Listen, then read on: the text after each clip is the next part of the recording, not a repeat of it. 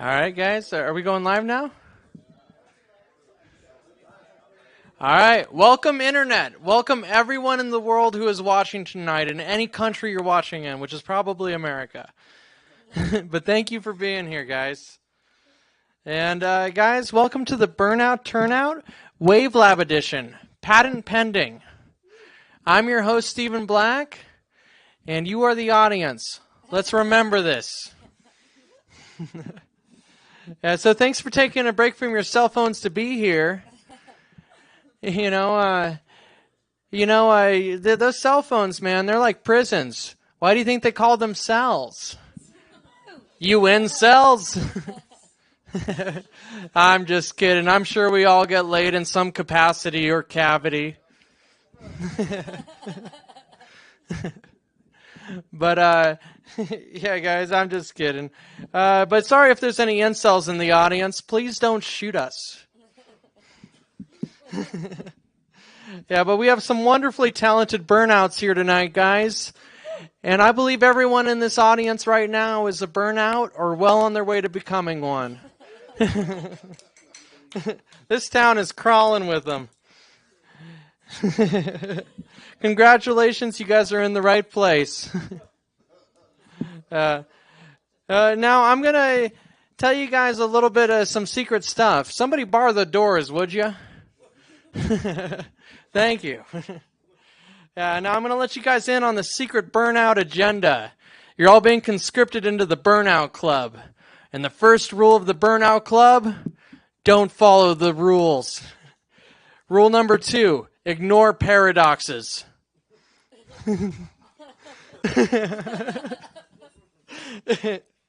And rule number 3, disappoint your parents. That's a tough rule to F up. And rule number 4,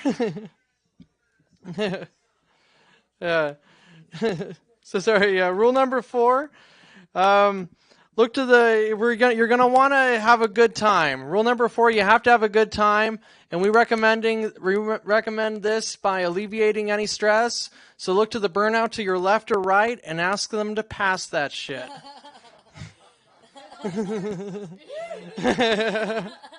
Now, just a friendly warning, guys. What you're about to see here cannot be unseen, unsmelt, or unfelt. All right? You've been warned. We are not insured. So don't sue us. And any particular spirits that we may upset tonight may linger for 5 to 6 months. All right, guys, let's start off the show with the burnout chant. All right, let me lead it off for you. Burn out, burn out, burn, burn, burn, burn, burn. All right, guys, follow along with me this time. Burn out, burn out, burn, burn, burn, burn, burn. Burn, burn, burn, burn. All right, guys, we're bringing up our first comedian, a very funny guy. We know him, we love him. It's Anthony Jenkins.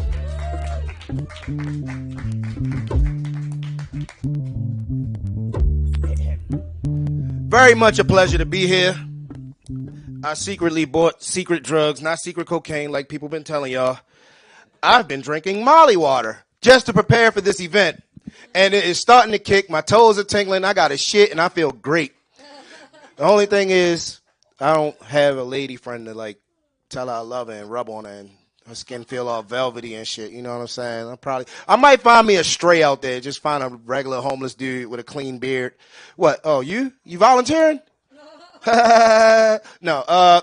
You guys saw it snowed in Tucson. Oh where you going? Oh no, come back.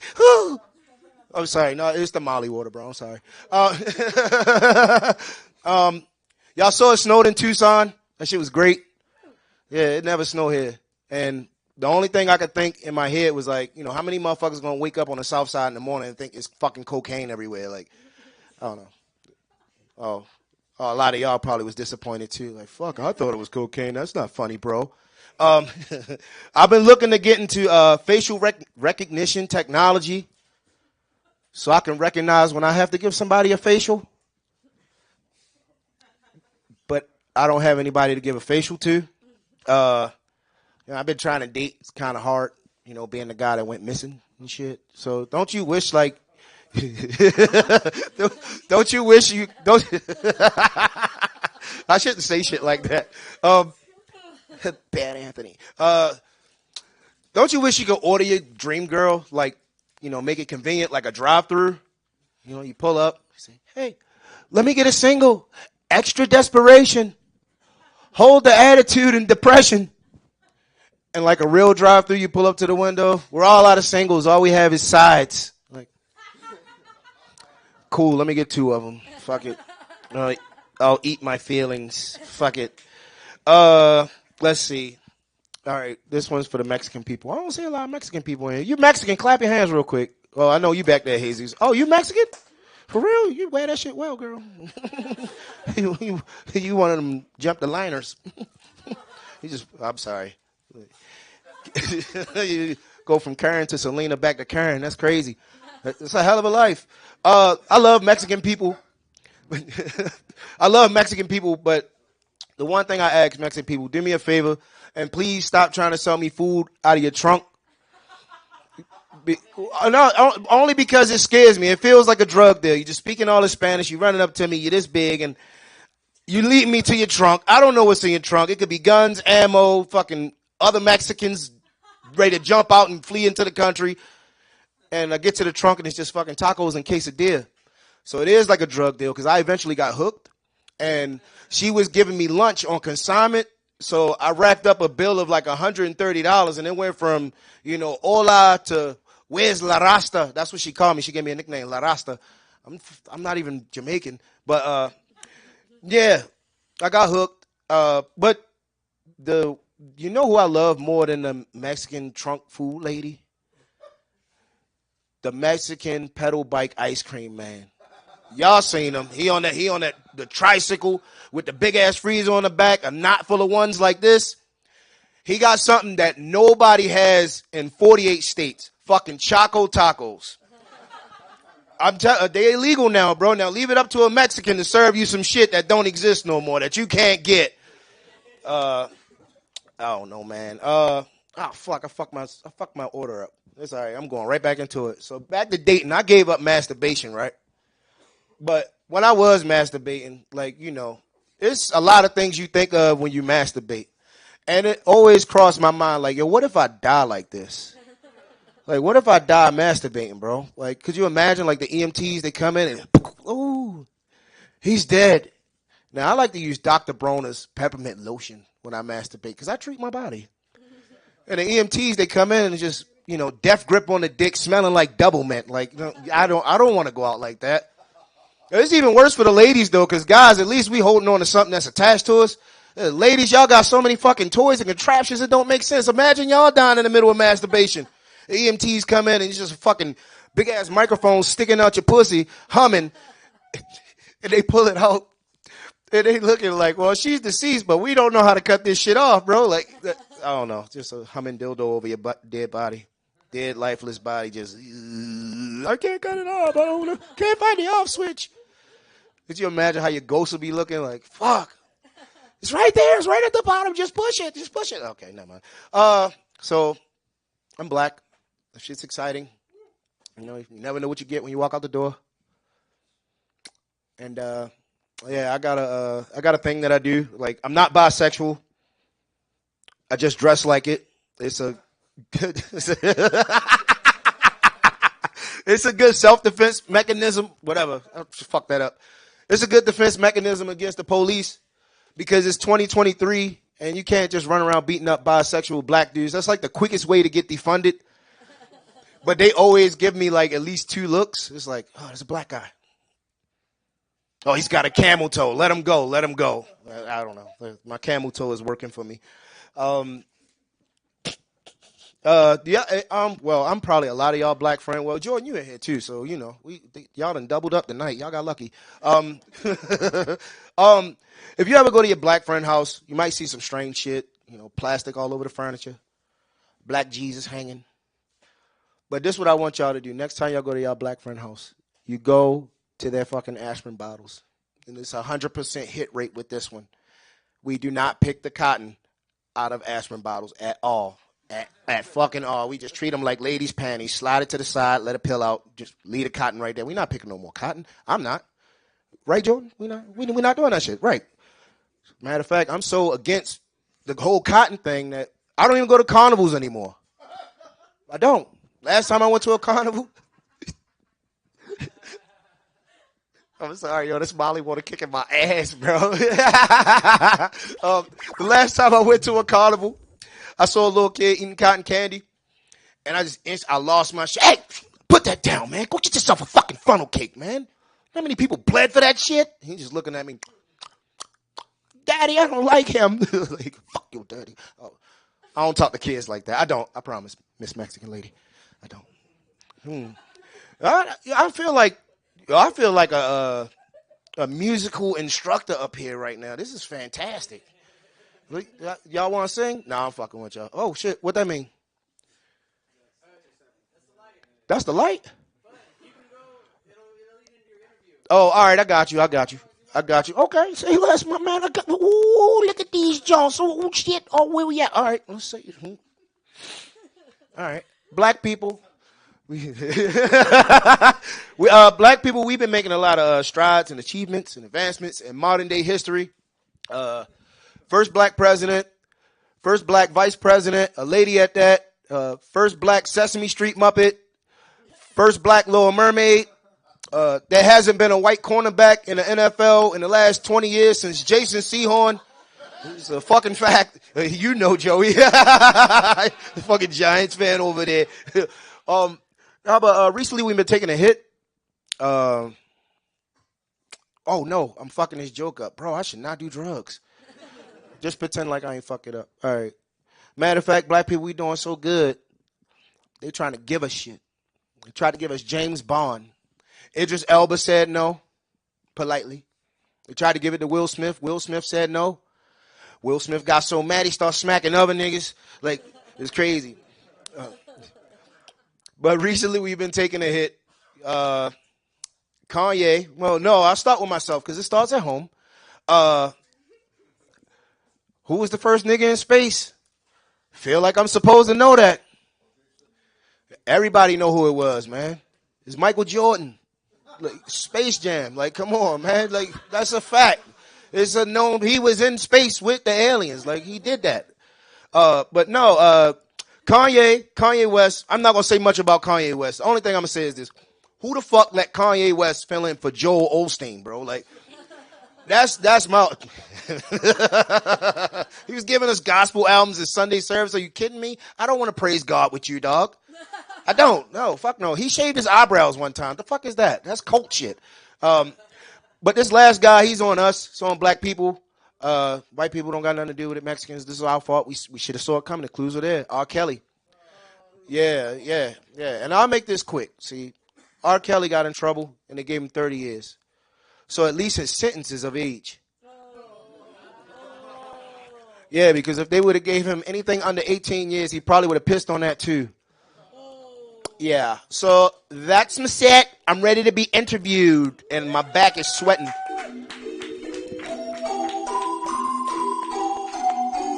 That shit's scary, bro. Yo.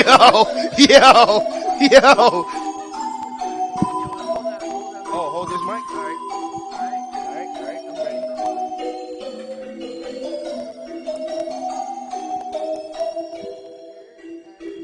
Yeah, Anthony, how you doing, man? Oh, I'm good. How you doing, Steven? Good, brother. Yeah, you're talking about dildos, man. You know why they call them Hitachi magic wands? I have no clue. They make men disappear. Damn. Wow. Okay. I wasn't ready for that one. Oh, yeah, but no, let me ask you about your personal stuff. Now, Anthony, I know you're from Baltimore, man. Yeah. Can you tell me something nice about Baltimore? I've never heard anything nice about Baltimore. Oh, Baltimore's really nice. It's called, the nickname of the city is Charm City. So, like, the people are really nice and friendly. Like, oh, they're charming. Yeah, they are. Like, most of them.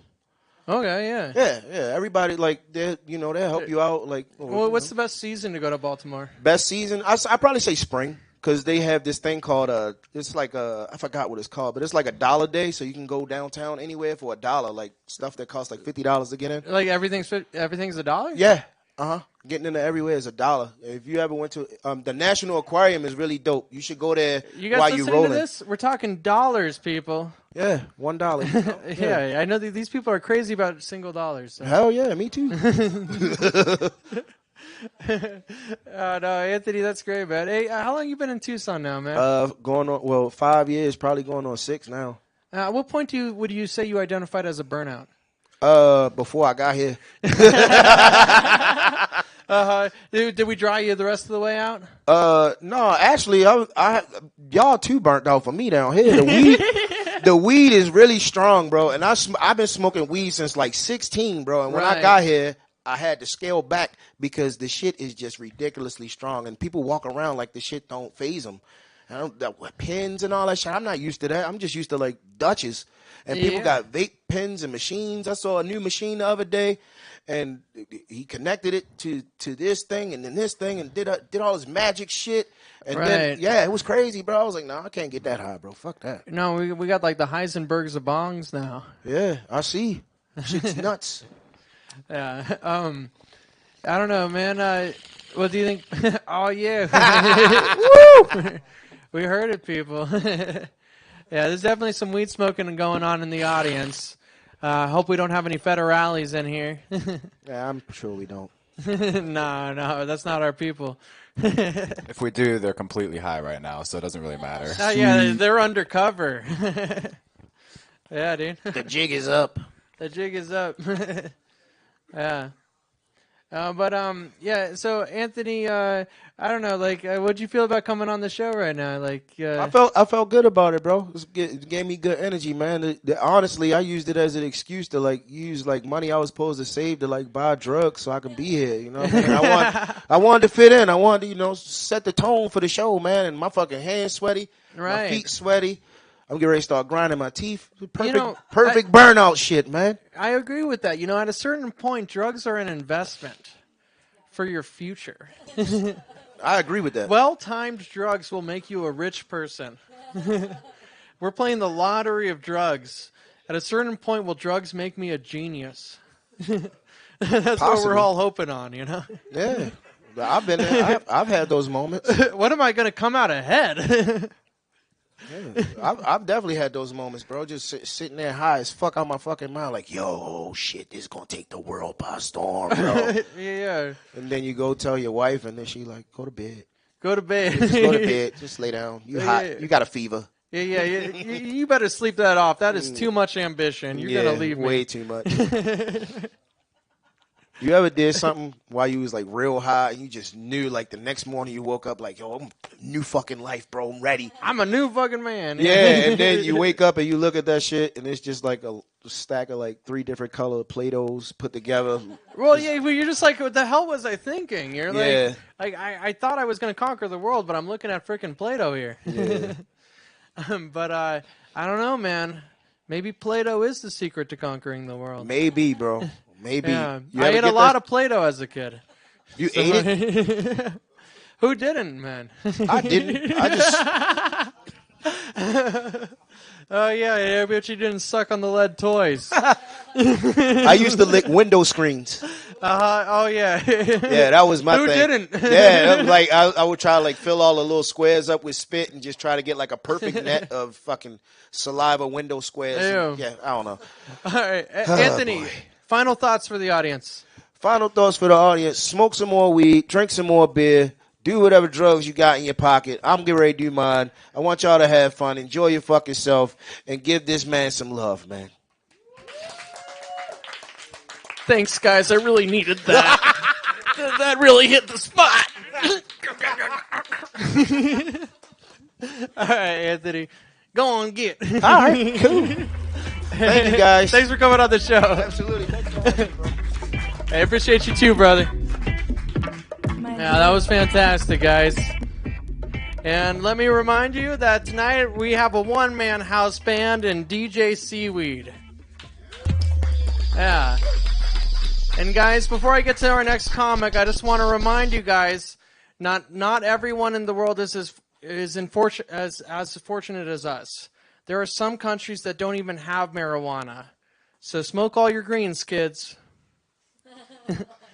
SeeWeed, can I get a sound effect? Oh yeah. You guys know why they call him SeeWeed, right? He sees weed, he smokes it. Chilling with SeeWeed. Smoking is advised. Oh yeah, it's mandatory. All right, guys, next up, we have a very funny comedian. He hosts shows in town, and yeah, this guy's great. Bring up Chris Quinn.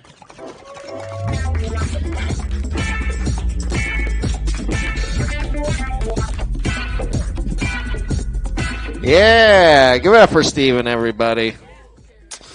I'll be honest, I didn't think his outfit was racist until he was like, go on, get out of here. And they get off the stage. Yeah. I was like, holy shit, dude, back off. Woo. It's crazy. I'll be honest, I was here Wednesday, and I was fucked up. SeeWeed remembers. I could barely do my set. It was wild. Now I'm like medium fucked up, so... I'm surprised you remember being here, man. I'll do my set. I remember, this is what I distinctly remember, was I got on stage, I went to put my beer down, and I was like, woo, I'm not prepared for this. But I did comedy. You going up and down the stage, that was an epic moment. I caught you. You just like stepped off the stage. You're like, whoa. And then some woman right here, not this woman, but some woman just kept passing this blunt around, and I just kept hitting it. It was kind of like tonight. You guys know what I'm talking about. I'm a little banged up. I don't know if anybody's experienced this, but you guys ever had something wrong happen when you're all fucked up with your friends? That's why I like smoking weed, because something like bad happens, you get that adrenaline rush, you're like, all right, we're going to solve this problem. When I'm on shrooms and my friend fucking falls out of the window, I'm like, oh shit, I'm tripping that much harder. That's what happens with the adrenaline rush when you're tripping. It's just like, uh-oh. Now the walls are melting. I get it. The window's on the floor. Let's swim. That's what I mean. It's crazy. When I was in high school, I took a bunch of acid with my friend. We ditched. So we took it at lunch in school. We went to this fucking fence that was always open. We get there, just like an acid trip. It's fucking locked. We all jump the fence. My last friend to jump the fence jumps it and breaks his ankle. He doesn't fucking say anything. We walk 2 miles to his house. He gives us all Jell-O because his mom made us Jell-O for some reason. We're sitting around. I space out for like 5 minutes or 70. I don't know. We're on acid. I look up. He's pouring sweat. And he just looks at me and goes, I think I broke my ankle. I was like, holy shit. I look at my other friend. He's just rubbing Jell-O in his hair. And he goes, I think I'm the Pringles man. I was like, all right, we got to address this. Sorry, my man, but the Pringles man needs our attention, you know? Ah, man. Other drug jokes. I like Waffle House. I like Waffle House like my dad likes NASCAR. Just for the crashes. You know? I go expecting a fight. I go literally every single Saturday night, I show up at Waffle House midnight. They're like, hey, Chris. I'm like, hey. I've never seen a fucking fight. It's crazy. I'm like waiting for this shit. I've seen all kinds of stuff to impress people. I've been to the Louvre. I've seen David's naked ass. I've been with prostitutes. You guys know what I'm talking about. I'm trying to impress you. I've never seen anybody fucking fight at Waffle House. I've never been with a female prostitute. Don't worry. Calm down. I'll tell you what. I'm trying to get back out there. I'm recently divorced. Calm down. Let me tell jokes, comics. Fuck. I'm recently divorced. I'm getting back out there. I set up my Bumble account, but the picture I'm using is like me 50 pounds heavier. And every time I show up for a date, they're just like, holy shit, this guy has got his shit together. I'm still charging you full price, though. So it was another prostitute joke. SeeWeed gets it. I'll tell you what, somebody actually said to me, they're like, dude, you're fucking killing it. You're a comic. I bet you fucking get all kinds of chicks. And I'm like, fuck yeah. It's like that song, Women for Nothing, Money, fuck, I forgot. I already fucked it up. I'm going to get back into it. It's like that song, there you go, money for nothing and chicks for free. And I'm like, dude, it is exactly like that. Except for I got to work really hard for money and chicks really make me pay to have sex with them. So it's the opposite. All right, I'll do actual jokes. You guys don't have to worry. I've been ranting for a minute here, so. Man. I feel like if I could meet one person, dead or alive. Wait, actually, no, I'm gonna stop. Did you buy a bunch of fucking scratchers, or are you doing a bunch of fucking scratch-off lottery tickets over here? Did anybody else hear that? It's crazy. It's like I am addicted to stuff, you know? Ah, man, we should gamble together and not have sex. That's what I'm trying to say. All right, I'll get back into this joke. If I could meet one person, dead or alive, for me, it would be Nelson Mandela. I want to meet Nelson Mandela because forever, I want to know, is it Berenstain Bears or Berenstain Bears? Because I'm done debating this in my mind, you know? It's horrible. Do you need to know the actual year he died, or can you just fucking summon him in 93 when they were like, he died? Forrest Gump joke. Fruit of the Looms. All right. I don't know. Just trying to reach tonight, you know? Just out here reaching. Ah, man. I'll tell you what's crazy. I love thrift shopping. Like, it's one of my favorite things, but it is seriously hard if you're a fat guy, because every time I go and try to buy a fucking shirt, there's a mustard stain on it. The neck's all stretched out. It's fucking horrible. That's why I feel like fast food is for people who need fast fashion, you know, because I have to switch out my wardrobe every 6 months because of the mustard stains. So, but I hit my wall on fast food. I'm not going there anymore. I went to McDonald's. They fucked up my order. She goes, okay, can I see your receipt? I was like, of course. Reach to the passenger side, give her the receipt. She just looks at it and goes, this is from Jack in the Box. I was like, I'm fat. I don't know. There was another ending for that joke. I was like, I'm not going to do that ending. You know what? Fuck it. I'll do that ending. But it'll come back later, you know? I have this friend. He's a germaphobe. I don't know if anybody knows anybody like this. He is seriously hard to hang out with. I went to his house for the first time. He goes, hey, man, can you take your shoes off before you come in? I was like, hey, man, my socks are way dirtier than my shoes, so ball is in your court, you know? I feel like only two things come in waves. Two things. Acid trips and diarrhea, you know? And waves. I guess it's three. Fuck it. I've been going pretty hard at life. I know you can't tell by the sweater, but I've been hitting life pretty hard. I was in Bisbee. I was eating a bunch of mushrooms. I was tripping on said mushrooms. I'm in this bar. This beautiful woman comes up to me. Her dog smells me. She goes, oh, holy shit, do you have dogs? And I was like, no. My socks are filthy. She just laughed and looked expectingly like, say something else, funny guy. I just went, I'm on drugs. I don't know. And that's the ending to that McDonald's joke that I said I'm going to call back, is when they say, this is from Jack in the Box. Normally I say, I'm on drugs, but I didn't set it up. And that's my whole set. We're bringing on the racist cowboy back to the stage. He's going to interview me.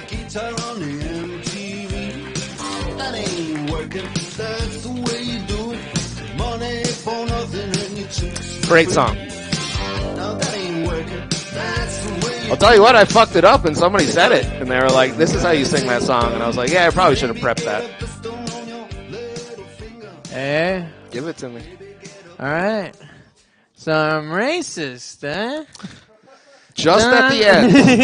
It was a weird... I was almost not racist, and then I was racist right at the end. And then right there, we were giving these out was there. It was like, holy not shit, being racist, you know? let's keep Fuck, our hands man. down. Dude, this hat gives me ideas, man. I don't know what to tell you. This cowboy Real, I thought it was the hats. tie. I thought it was the bolo tie. You know what? Maybe it is. It's just cutting off circulation. It just makes white people racist. I don't know. Like, Yeah, is it but racist I or can't. I raceful? don't want to do any soul searching, so I want to blame one of these things I'm wearing.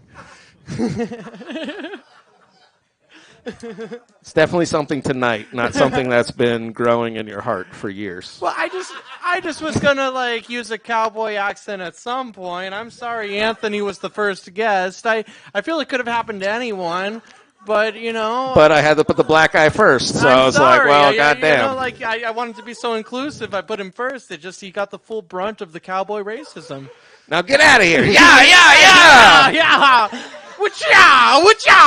Like, And then I was like, holy shit, where'd Steven get a whip from? That was the thing I was like, this is getting egregious. I'm throwing a lasso over black dudes. Where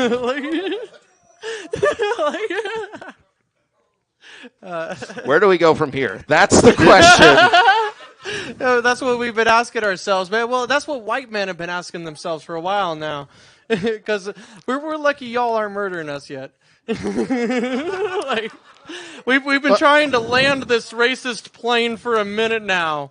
So, you know, is there any way we can land this and all be cool?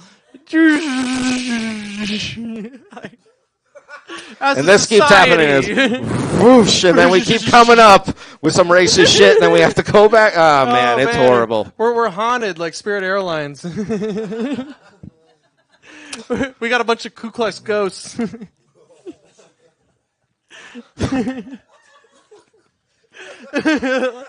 Go one more. Don't stop there.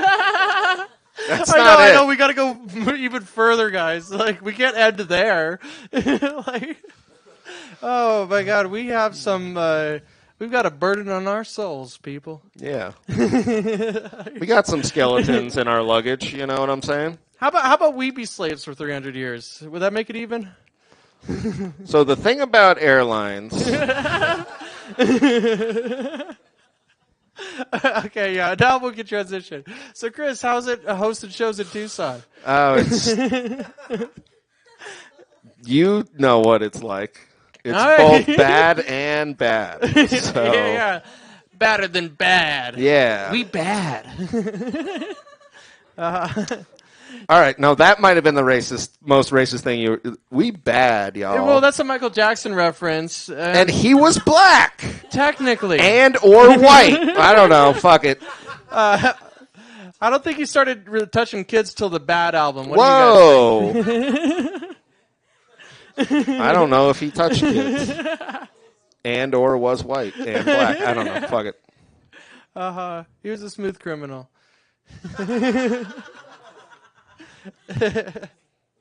All right, let's not pick on Michael.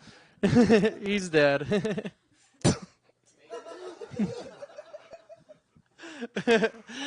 Careful or he'll haunt your children. Yeah, do you think in the future they're going to bring up Michael Jackson as like to scare kids to brush their teeth? Yeah, say Michael Jackson into the mirror three times. I'm looking at the man in the mirror.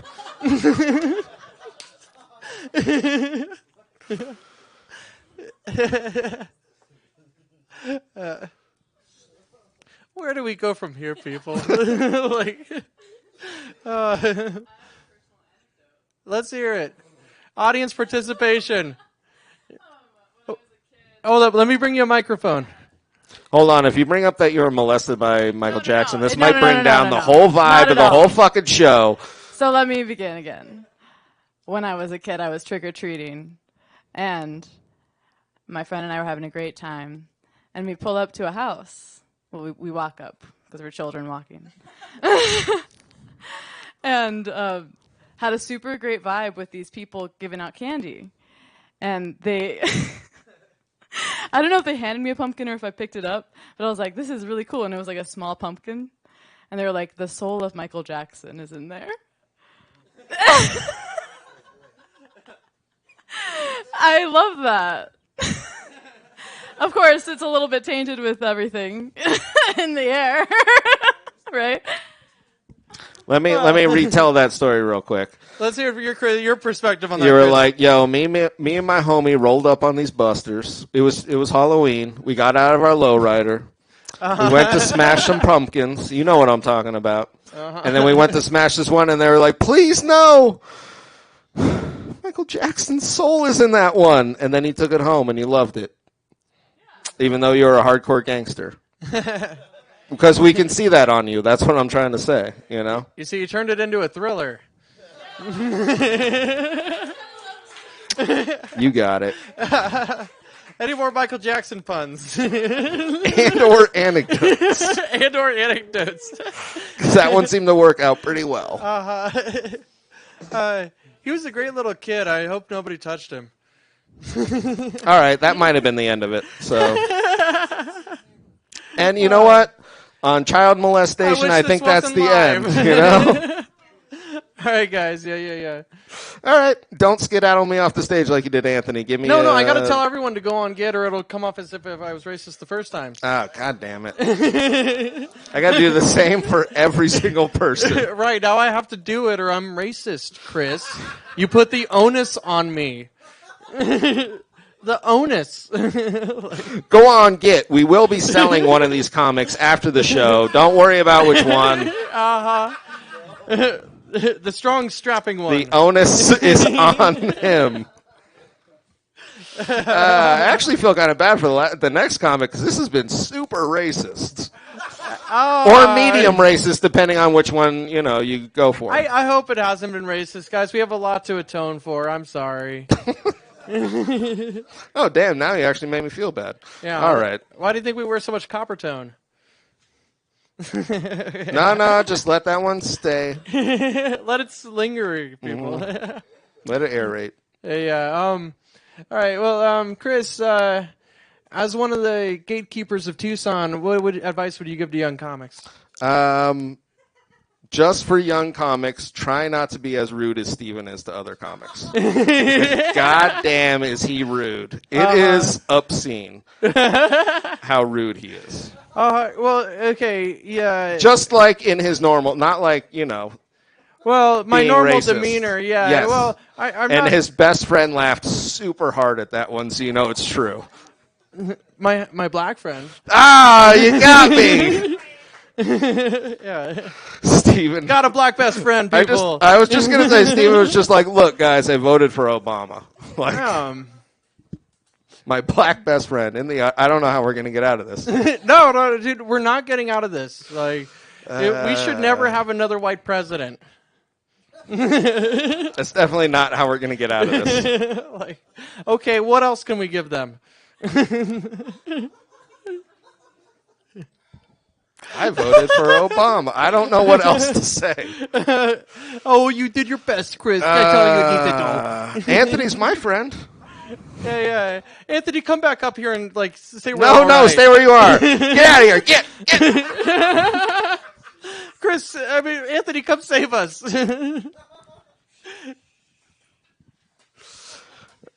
Y'all can get off the stage. I'm trying. All right, I'm out of here.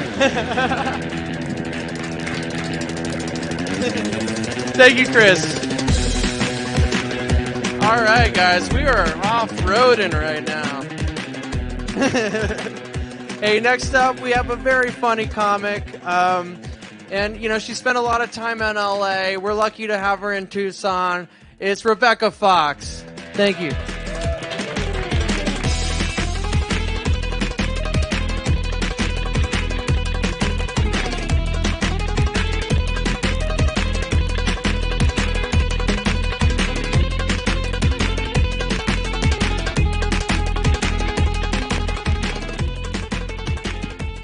I'm not in a rush.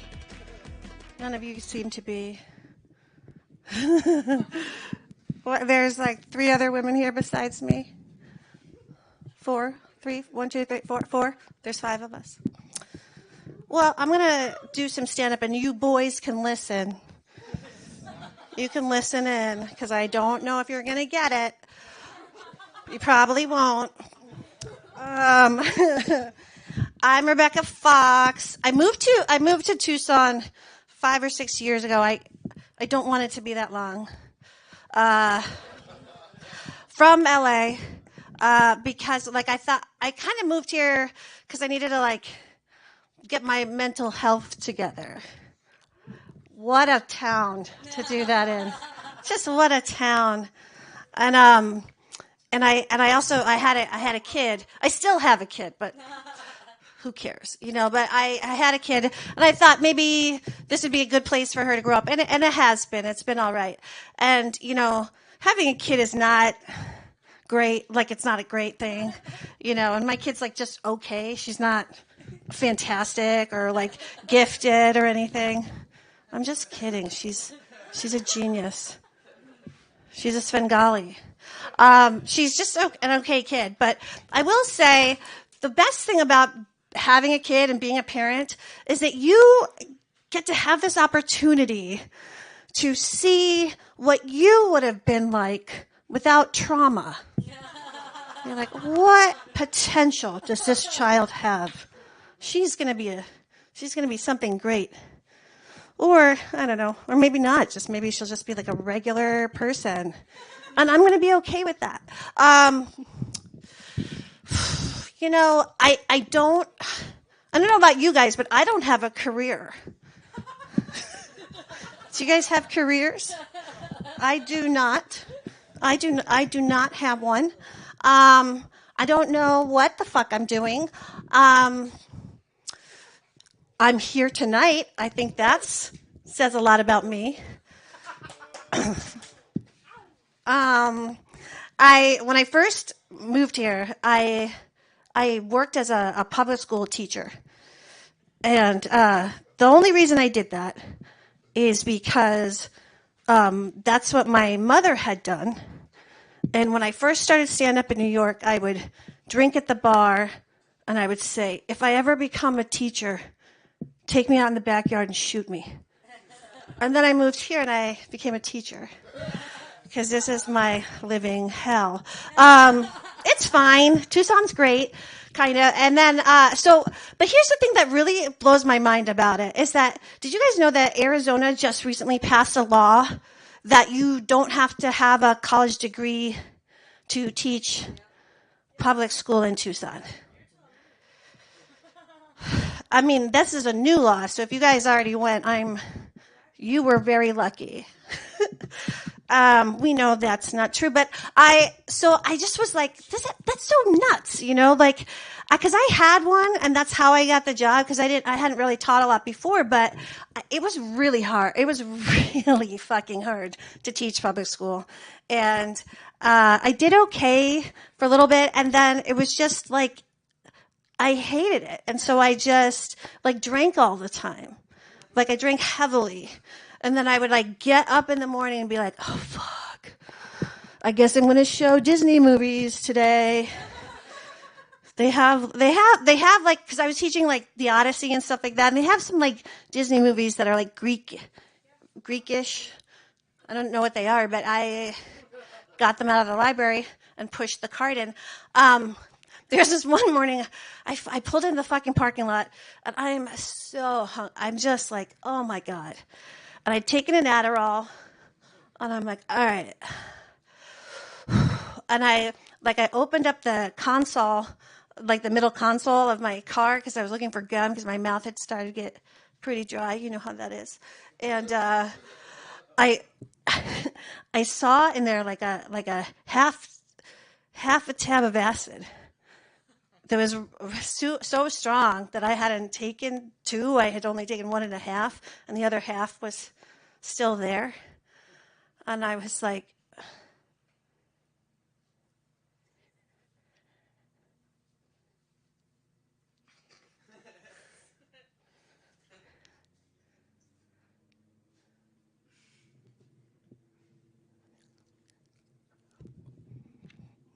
and I walked into the classroom. And I'm sitting there, and I'm like enjoying myself, and I'm like touching a lot of things on my desk, just being like, oh, it's so bright in here. And then I got an email that was like, Ms. Tingley, that was my former name, Ms. Tingley, you're supposed to be at the bus bay because you are supervising a field trip of our juniors going to Pima Community College for, learning about going to college today, and you are supposed to be there. And I was like, oh, fuck. I don't know if I can, I don't think I can fucking do this. But if I did, I'd get fired. So I was just like, all right. So I got my coat and I got my bag and I'm like walking down these really long hallways and the hallways are like, and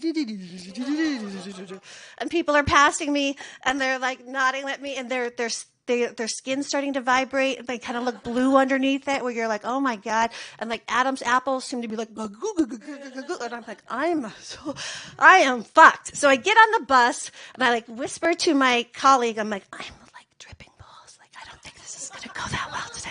And she's like, all right, we got you. Like one of those good girlfriends that's just like, no matter, like if you killed her dog, she'd be like, you didn't mean it. Like just like one of those friends you really need, you know? And so we're there and I'm like, oh my God. So it's a rough day. There's this one like white man teacher that's also there that just keeps looking at us and being like really angry. And he never spoke to me for the rest of the year. Because we were just like hiding under the stairwells and drinking coffee while our kids were just like going to the tables and like picking up shit and putting them in their free bags and stuff. Like it was a rough thing. Finally, they get us all into the gym or the cafeteria. I don't remember exactly what the space was. For the final part of the day, and they had an inspirational speaker for these kids. And at this point, I'm like it's just like going through me. And the inspirational speaker comes out, and she is this woman who doesn't have any arms. I'm like, what? Like, is everybody seeing this? Is everybody? And then she gets up on a stool and she like opens a can of Sprite with her foot and drinks it. And then she tells everyone she piloted a plane. And I'm like, what the fuck? What the fuck is it? And my friends, I calm down. And I'm like, is this really happening? Wow. And then I had one of those like epiphanies that you get when you're like in this like really hyper, like existential, trippy modes, you know, when you're looking at your life and you're like, what the fuck am I doing? And I realized that they had this inspirational speaker speaking to these students because they were saying, you know, if this woman can overcome obstacles with no arms, and she can drink a Sprite and fly a plane, you too can go to college. That wasn't true though. They're not going to go to college. They're not going to go to PC. That's not going to happen. And I was like, this is so fucked up. And I was like, then immediately I had that like death feeling that you get, like when it's like, it's over, the trip is over. And like, it just like went through me and I felt like I died and I was like sweating.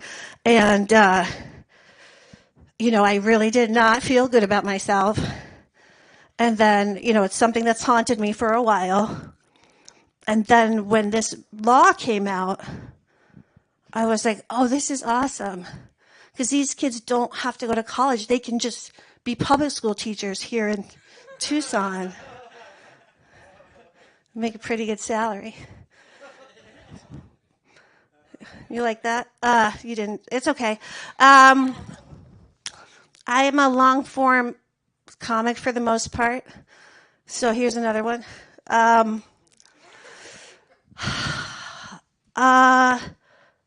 Anyway, and by the way, does anybody have any cocaine? Very tired. And it's Friday. I like to do cocaine on the weekends.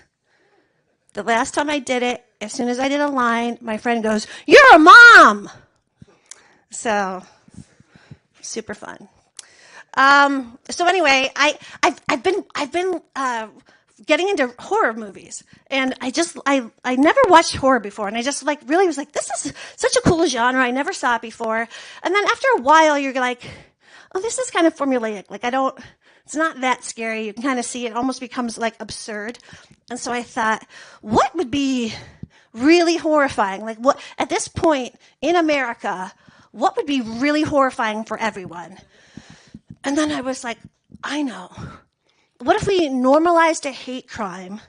You know, just a hate crime that just started happening all over the place where like people like found men and they ripped their dicks off and then they just ran away and no one could prove that it happened. That would be horrible. I would hate it if that happened. And I was like, and then this would be the movie of it.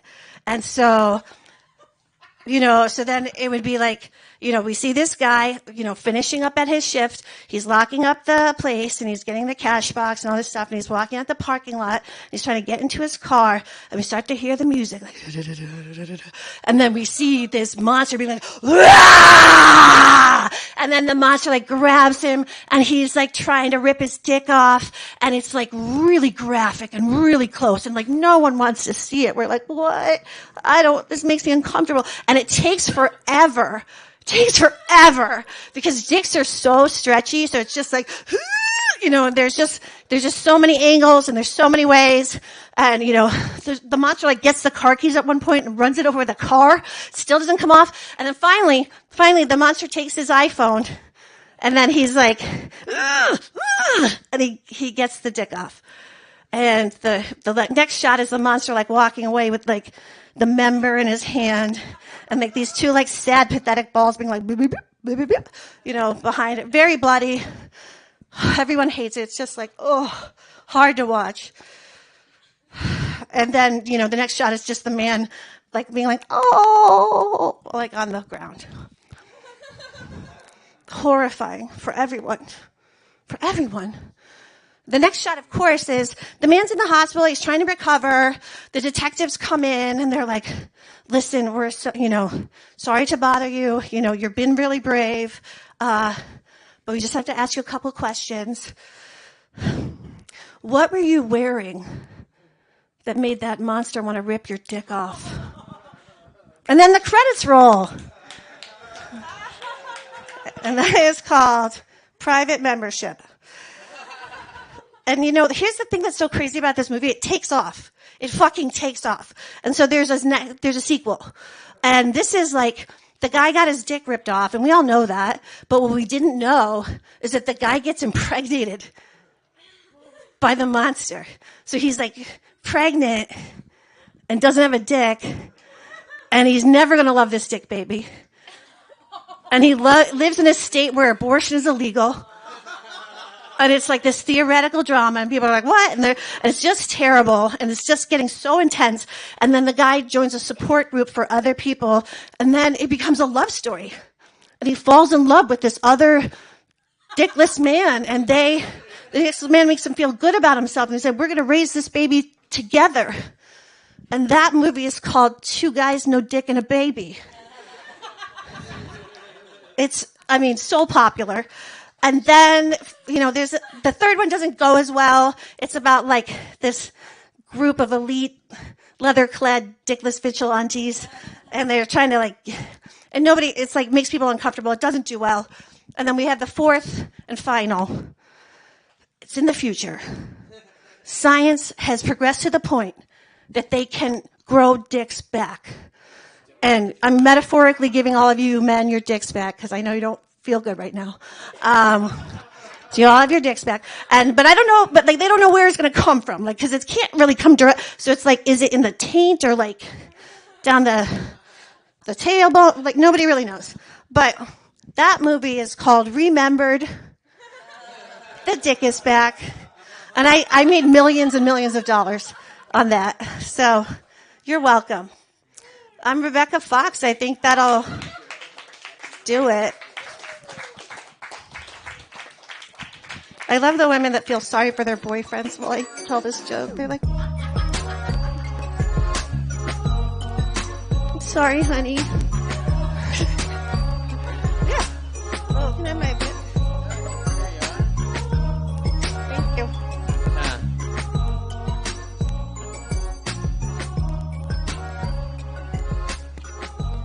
Thank you so much for coming out, Rebecca, and for identifying my biggest fears on stage. You're welcome. I think it's most men's. Yeah, I think my second biggest fear is having my dick ripped off, but definitely first biggest fear is becoming pregnant. It's terrifying. You're right. I'm sorry you guys have to deal with that. Thanks. That means so much. Yeah, you know, like I like to think I'm a warrior, you know.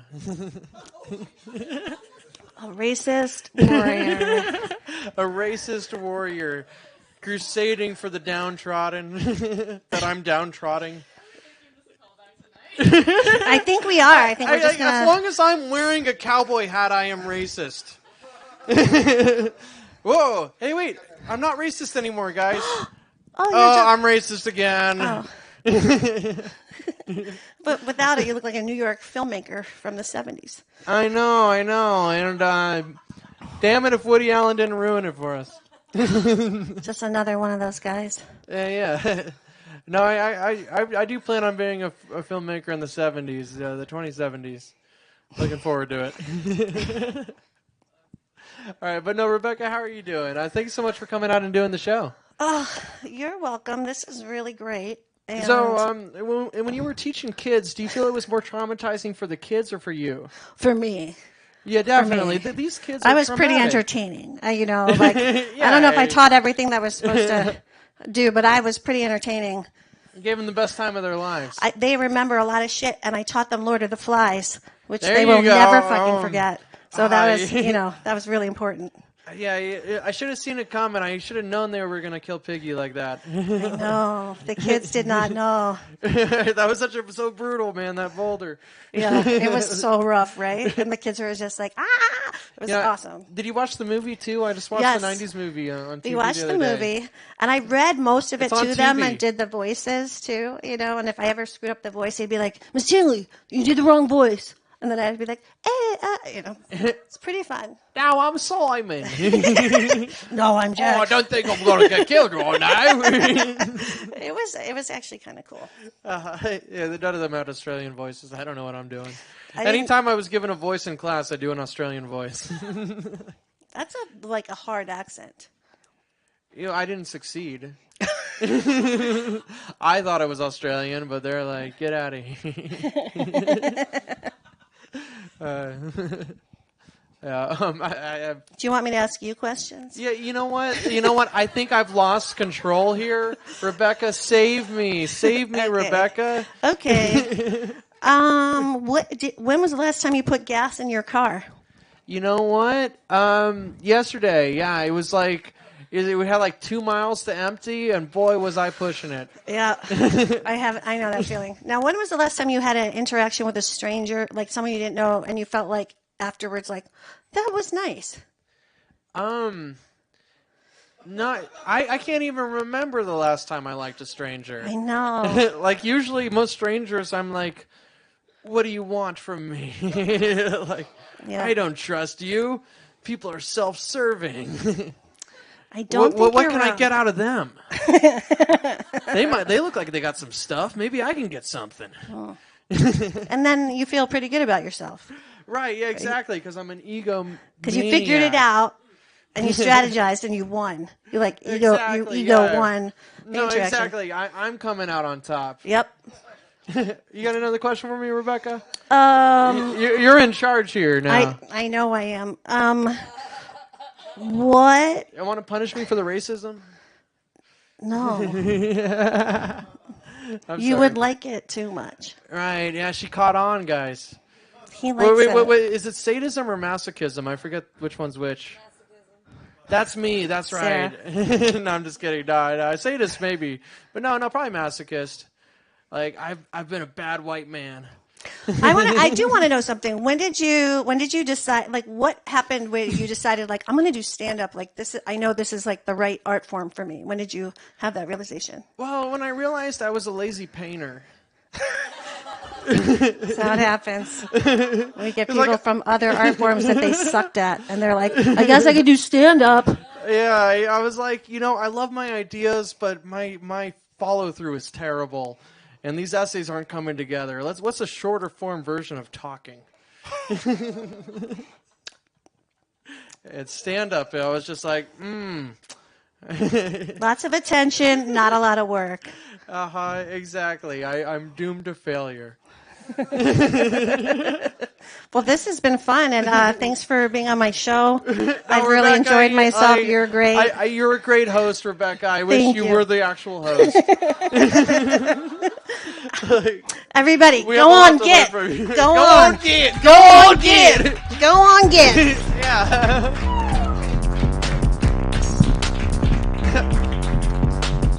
That was fun. All right, thank everybody. Let's hear it again for Rebecca, guys. It's so funny. All right, guys, so we got another very funny comedian right now. This guy's one of my best friends, and he's a cool dude. You'll see him all over town, and he runs the Chicano Comedy Show. It's Jesus Otamendi.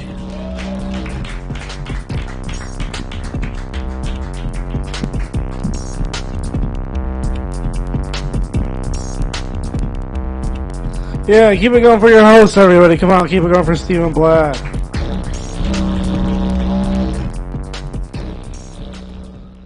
You guys fuck with Greek yogurt out there? Any Chobani Greek yogurt fans? Doesn't Chobani sound like a character that Joe Pesci would play in a movie? Like, pretend I'm Joe Pesci for a second. Like, let me get a character.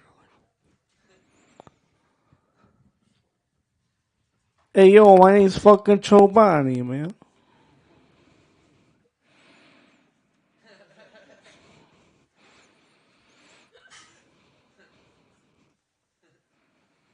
So the other day I came to the conclusion that if you attach a southern accent to any Starbucks drink, it automatically sounds like a racial slur. Like, I'll give you an example. Like, dirty chai means tea with espresso in it. That's what it means. It means tea with espresso in it. But once you attach a southern accent to it, it sounds like you're going to say something like, get those damn dirty chais out of here.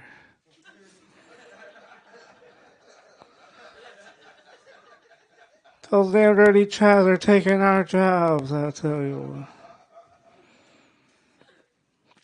So you guys know when you go to the grocery store and there's like an Asian food section or there's a Hispanic food section? Apparently if you go to Europe or Asia, there's actually an American food section.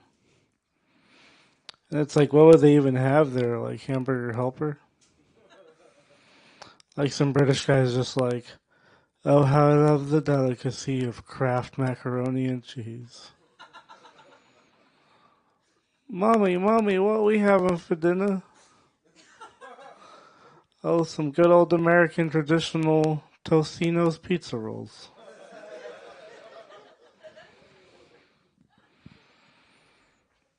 Keep it going for Chobani one more time, everybody. Come on, make some noise for Chobani. When I say Cho, you say Bonnie. Cho. Come on, better, guys. Cho. Alright, that's better. Cool. You guys want to hear a rap about fish tacos tonight? I can't fucking hear you guys. You guys want to hear a fucking fish taco rap tonight? Alright. I eat fish tacos every fucking day. You already know I don't play any games. I eat 1, 2, 3, 4, 5, 6, 7, 8, 9, 10, 11, 12, 13, 14, 15, 16, 17, 18, 19, 20, 21, 22, 23, 24, 25, 26, 27, 28, 29, 30 fish tacos every fucking day. How many fish tacos are we eating, guys? And why?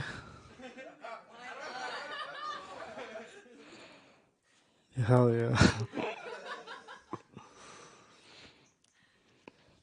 So I will now read from my memoir, Jesus Otamendi, A Marijuana Chronicle. It was like any other Tuesday morning when I thought to myself, I'll enjoy some marijuana, you know? What could possibly go wrong if I take 5 20-milligram edibles? See, that dog knows what's up.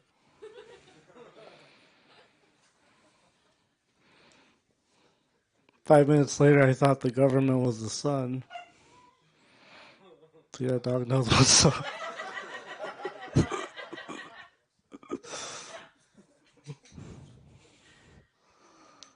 Cool. Keep it going for Chobani one more time, everybody.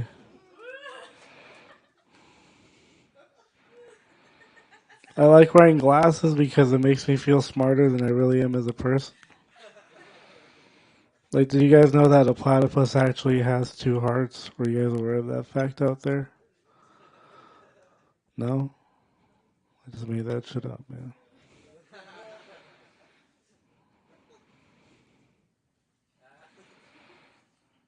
Keep it going for weed, everybody. Make some noise for weed. When I say tetra, you say hydrocannabinol.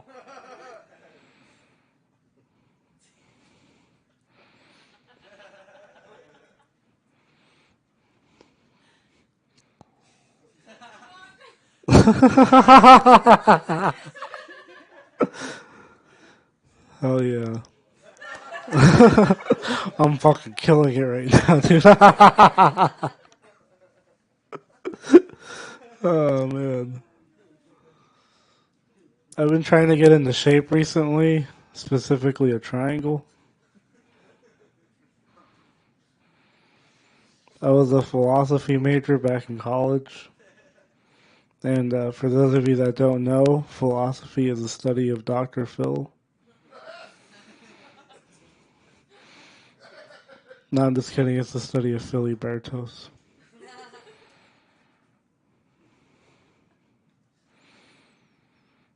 For me, just thinking about possibly exercising is enough, you know? Like, I don't understand why getting physically exhausted is supposed to get you energized. Like, someone out there is like, you know what really gets me going in the morning? Just fucking running out of breath. But for me, it's like way more simple, you guys. You guys want to know what gets me going in the morning? What? I can't fucking hear you guys. You guys want to know what gets me going in the morning? It's just some good old, plain old O.J. Simpson documentaries. Mom, round of applause for O.J. Simpson, everybody. He's fucking killing it right now. Alright. Got the timer. Cool. Thank you.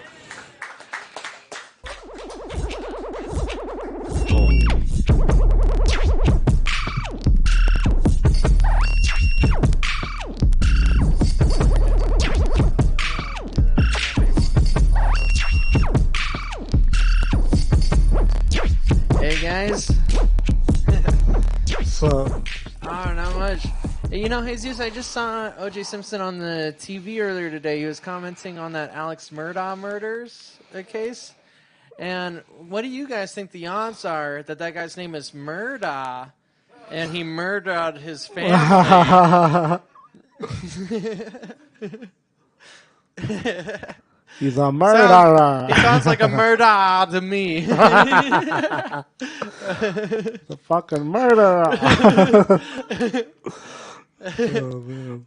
He's murder. Alex Murder. Okay.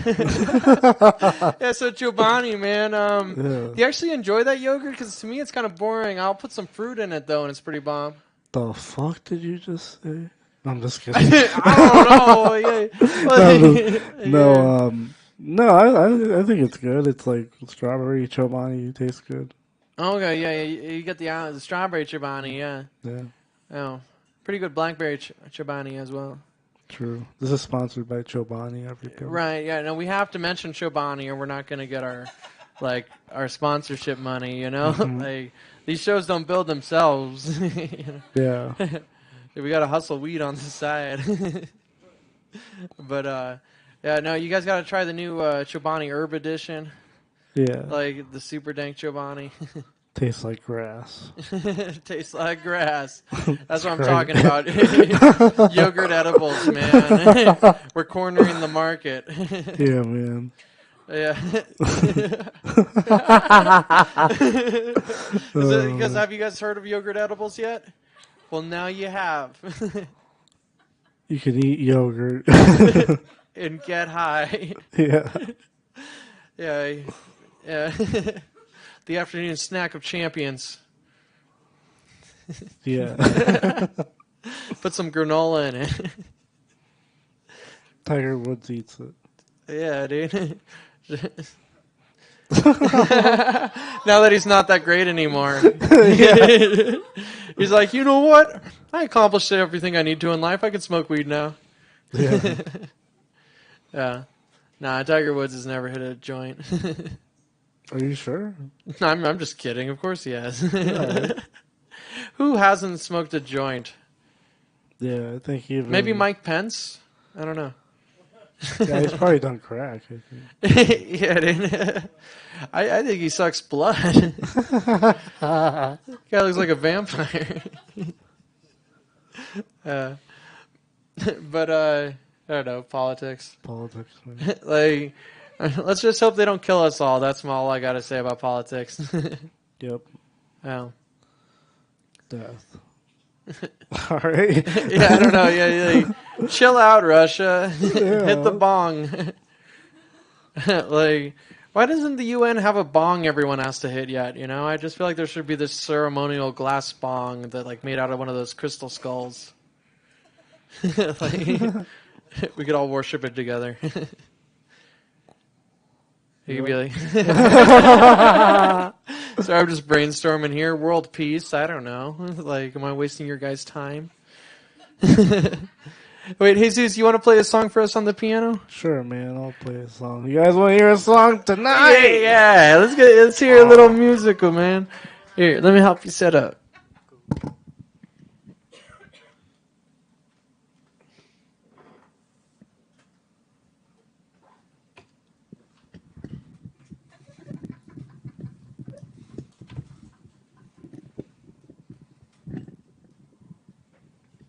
Oh.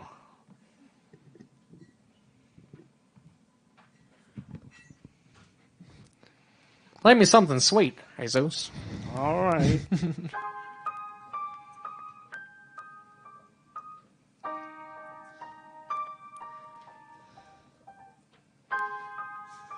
Potatoes. Potatoes.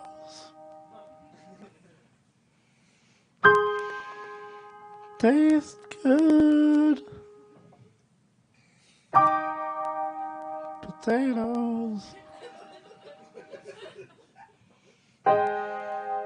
That was not the right note. Potatoes.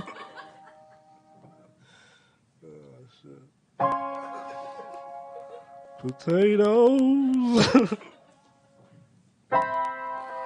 Potatoes. Potatoes.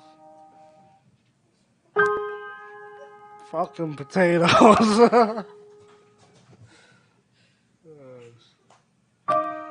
Alright, that has been potatoes, everybody.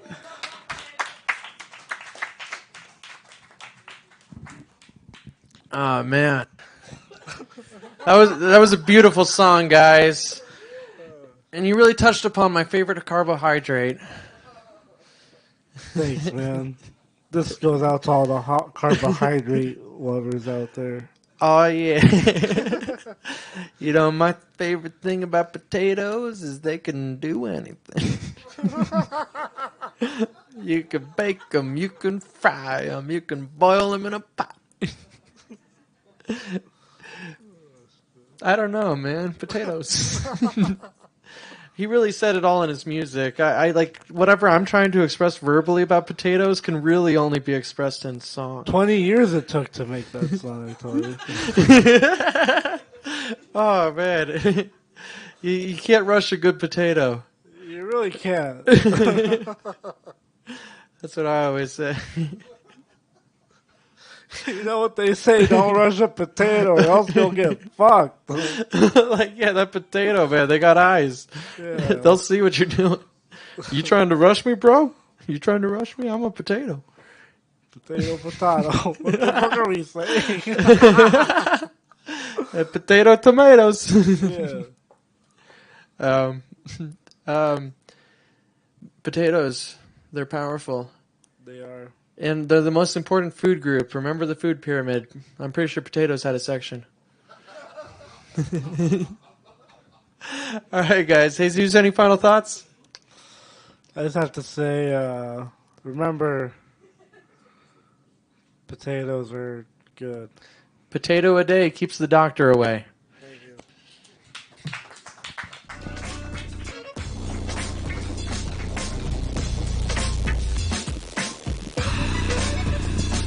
For clarity.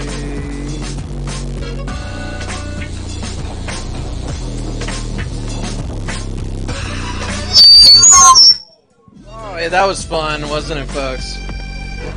Yeah, we're hitting the heavy metal portion of the night. Now, guys, our next comedian, he's so funny. This guy's the real LA legend. He's been all over the country. And you know what? Some things get better with age. Joey Gaynor is like a fine wine. And good fellas really enjoy him, all right? All right. Come on up, Joey.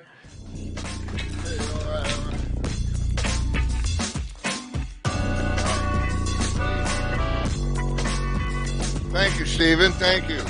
You know, Jesus inspired me. If you don't mind, Jesus inspired me. I'd like to do a song at the piano. It's one of my favorite Sinatra songs. With your kind permission, can I do it? Be all right? Okay. All right. Here we go. How do you get this fucking thing on? Okay. Oh wait, do it here. I just bend this over. Okay. It's my favorite Sinatra song. All right. No, you won't need that. It'll be loud enough. That'll just, it'll distort. I know these kind of pianos. Okay. All right. There we go. No. That's something else. Okay. All right. Here we go. This is one of my favorite Sinatra songs. It's called "Fly Me to the Moon." Here we go. All right. Fly me to the... No. This ain't the bit. Anyway, this is a different bit. I got a lot of bits. Bits and pieces. And I'll be selling all my clothes in the parking lot for those who are interested. Okay. All right. So I'm going to sing. This is a Sinatra song. I'm going to play here on the piano for you. Here you go. Haven't done it in a long time. I hope I'm not too rusty. Haven't done this. All right. Here we go. Fly me to the moon and help me play among the stars. You all know what spring is like on Jupiter and Mars. In other words, please be true.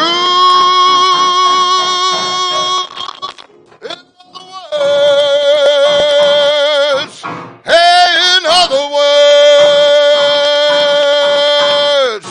I love you. All right, thank you very much. Thank you, ladies and gentlemen. Thank you so much. I don't normally get to do that because, I just don't get too much time to do that. Anyway, thank you so much. Thank you so much. Those of you who really enjoyed it, and those of you who are going, what the fuck was that? And I succeeded. Okay. I just want to say I'm happy to be on the show tonight. I love Stephen Black. He's very funny. Jesus is really funny. Chris is funny. Everybody funny. Everybody here is funny. You're all funny. Everybody got a good sense of humor. I see you laughing. Nobody's used the N-word tonight, and I'm very happy about that because personally I can't stand it. I don't like when people use the N-word. I'm very offended by it, mainly because as a former black woman, I find the N-word highly offensive. And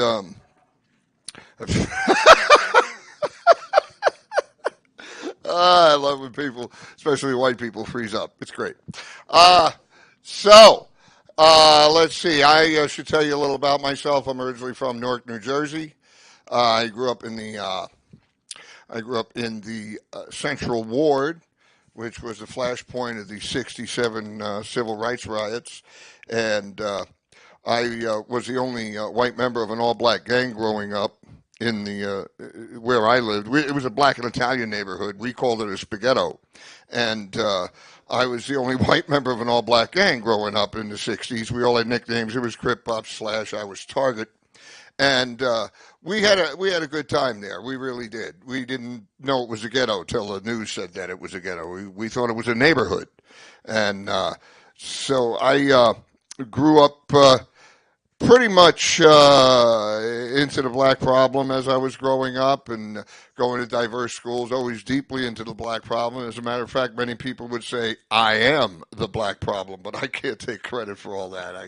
Heavy lies the crown. Okay. Frightened people. Okay, they're all frightened now. Oh, God. So, the music bit scared you, huh? Okay. Frightening. Thank you. I'm so glad you're laughing because otherwise I go home and I sit there with the gun and wonder what would it be like if I bought a real one. Okay. Those are jokes. This is a gun-toting town. It's Tucson, rootin' tootin'. That's why I wear a vest. That, and I want you to, I know a lot of you are wondering who's going to be the next big vest comedian. You know, there are many styles comedians wear, you know. So, are you trying to figure me out, or you just you just don't want to break face because, you know, you don't want to break face because on the way home you want to have something to say like, he wasn't that funny. He wasn't that funny. And she'll say, I thought he was funny. Hey, Hey, I said he's not funny. Oh, now the cops are pulling us over. See? You see what you did? Okay. Because men will immediately blame the wife, the girlfriend, if it's a gay couple, the guy driving will blame the boyfriend, you know, immediately. Whoever's driving. Yeah, see what you did? Do you see? Yeah, that's right. Come over here. It's Puff the Wonder Dog, ladies and gentlemen. And Puff has been going around just inhaling all the pot. And so Puff is high and excited. Right, Puff?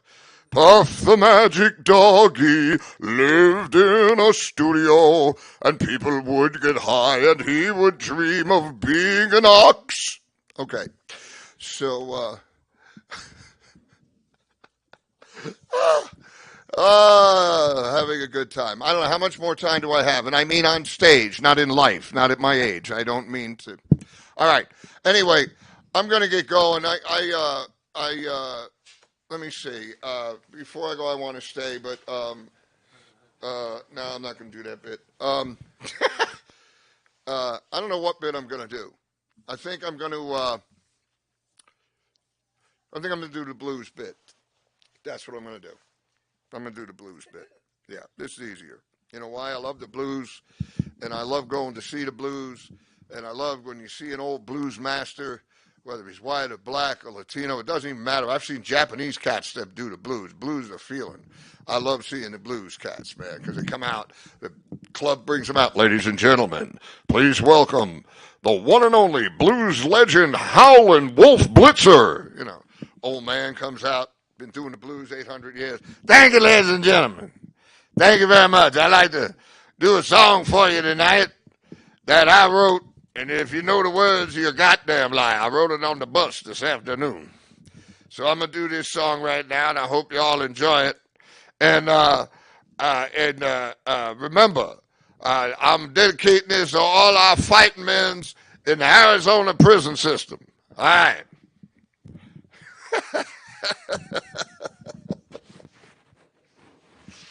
I'm sorry. I had to break face. I had to break character for a second. I just made me laugh. I'm laughing. Because right now I'd normally be home watching Bill Maher smoking a fatty and eating a really big, like, Jersey Mike's, motherfucker.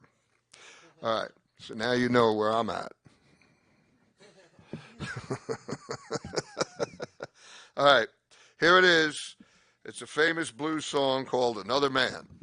All right. Want me to do it as a white guy? All right. Here we go. I don't want to appropriate. So I don't know what the fuck I'm talking about. I hear this shit all the time. It's all this PC stuff. Fuck this. Look, you want PC joke? I'll give you a PC joke. This is a great PC joke. These two non-binaries walk up to a nightclub. And the first non-binary says to the door, man, how much is the cover charge tonight? And the door, man, says, no cover charge tonight. It's you might be a ladies' night. Thank you. Ha ha ha. Ha ha. Ha ha. Fuck the cancel culture. All right. They can't do nothing to me. I dated a Jewish girl. They can't do a fucking thing to me. All right. It's an old joke, and I'm not, fuck it. Who cares? I know I don't.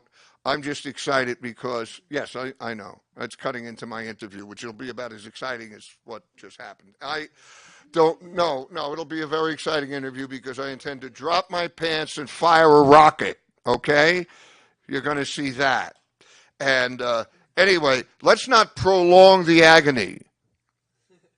You know, no, seriously, no. I like these people. They're all good, fine-looking folk, Americans, and some maybe not, but wanting to be. And I want all immigrants to come to our country and bring your culture, bring your love, bring your way of doing things, and so we can learn and prosper and grow. Just leave your fucking comedy at home, please. Leave your comedy in your country. We don't need any more mimes. We don't need any more fucking clowns or Cirque du Soleil, whatever the fuck that is, and I saw it sober, okay? I still don't know what the fuck the guy hanging and the other thing, I don't know what that was. And it's like seeing the Blue Men. You wonder, well, that was $158 for no fucking reason. Okay, so I categorically deny everything. Ladies and gentlemen, I bring back your host with the most and a good man. A good man, and you should vote for him. Mr. Stephen Black, go ahead. Yeah, guys. I'm running for president in 2044. That way I can politely give every other denomination a chance to be president before I go again. But thanks for taking the pressure off of me, Joey, about the racism thing. Oh, no. You know, I really appreciate you biting the bullet there, you know. If anybody thought I was being racist. I'm kidding. You weren't at all. Yeah. No, I wasn't racist enough. As a matter of fact, these two Jews go into a bar. No, they buy it because they're smart people and they thought it was a good purchase. It's in a good area. It's a money maker. They saw it and they bought it, okay? Because Jews are smart people. Go ahead. Somebody say they're stupid. Go ahead. I dare you. All right, I'm kidding. Jews are not stupid. We know that, and nobody is stupid. We all have a mental capacity except for the Trumps. All right, so. No, I mean, I agree.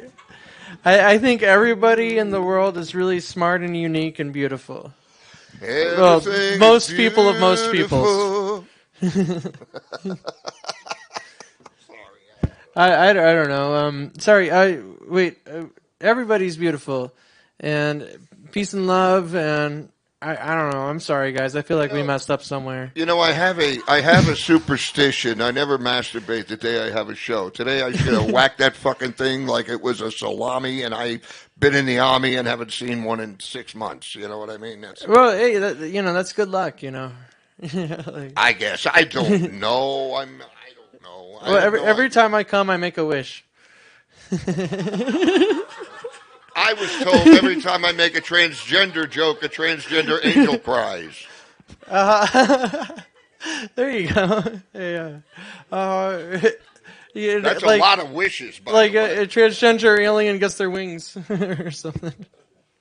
Or not alien, I meant angel. I don't know. Sorry. An alien. I'm sorry. Steven doesn't know it, but he is under the guise of it's the boss show. No. Right, yeah. Well, yeah. Undercover boss.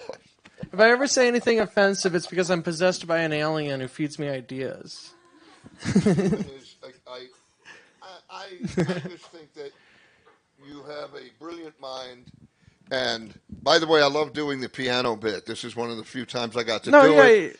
I don't know if anybody I insist got that anyone make any piano bits. Doesn't matter if you can play a piano or not. Well, I want more piano. I proved it.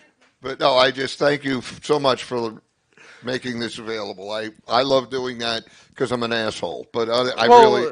Me too, because it's not my piano, and I gave people permission to play it. Oh, is it yours? No, I've never seen it before in my life. Oh, I thought, you paid, for this show, you paid a van, the guys that come with the big truck, and 4 guys named Nutty, and they all, the Nutty brothers, and they're all, hey, Quince, come on. Quince, Carter, Frederick, we got to lift the piano. Who are you? I'm Carmelo. Yeah, moving men are always named Carmelo or Buddy or some fucking name. Right. Did you call them the Peanut Butter Boys? I don't know what I call them. I have no idea. Yeah. I don't know. It goes in and out of my fucking mind. I smoked something here that tasted a lot like pot, but had the impact of LSD when you could just get it on a little piece of paper. You know what? Yeah, that's true. The weed's so strong these days, really guys. is. Yeah. Powerhouse. It's a good thing AI's coming out because, oh man, I'm glad we don't have to do the heavy lifting on all that thinking anymore. It's the kind of weed that makes you want to call your parents even if they're dead. Yeah. I should have went in that direction the whole fucking time. I wanted to. I wanted to. You should have talked about death, man. People, you know what's really funny, guys? I'm 67. I don't like to talk about it. I don't like to think about it. That's why I did the joke. How much time do I have? I mean, on stage, not the rest of my time. Oh. But because I don't give a fuck, man. I mean, seriously, people, I don't know what I'm supposed to sound like, walk like, talk like, because I'm 60. Oh, you're a senior citizen. Oh. Good. Give me all the fucking free shit I can get. I'm a senior citizen now. Look, I survived the fucking 80s, the 90s, 2000. I survived, fucking the Reagan administration and shit. I mean, come on. So, actually, I survived Nixon.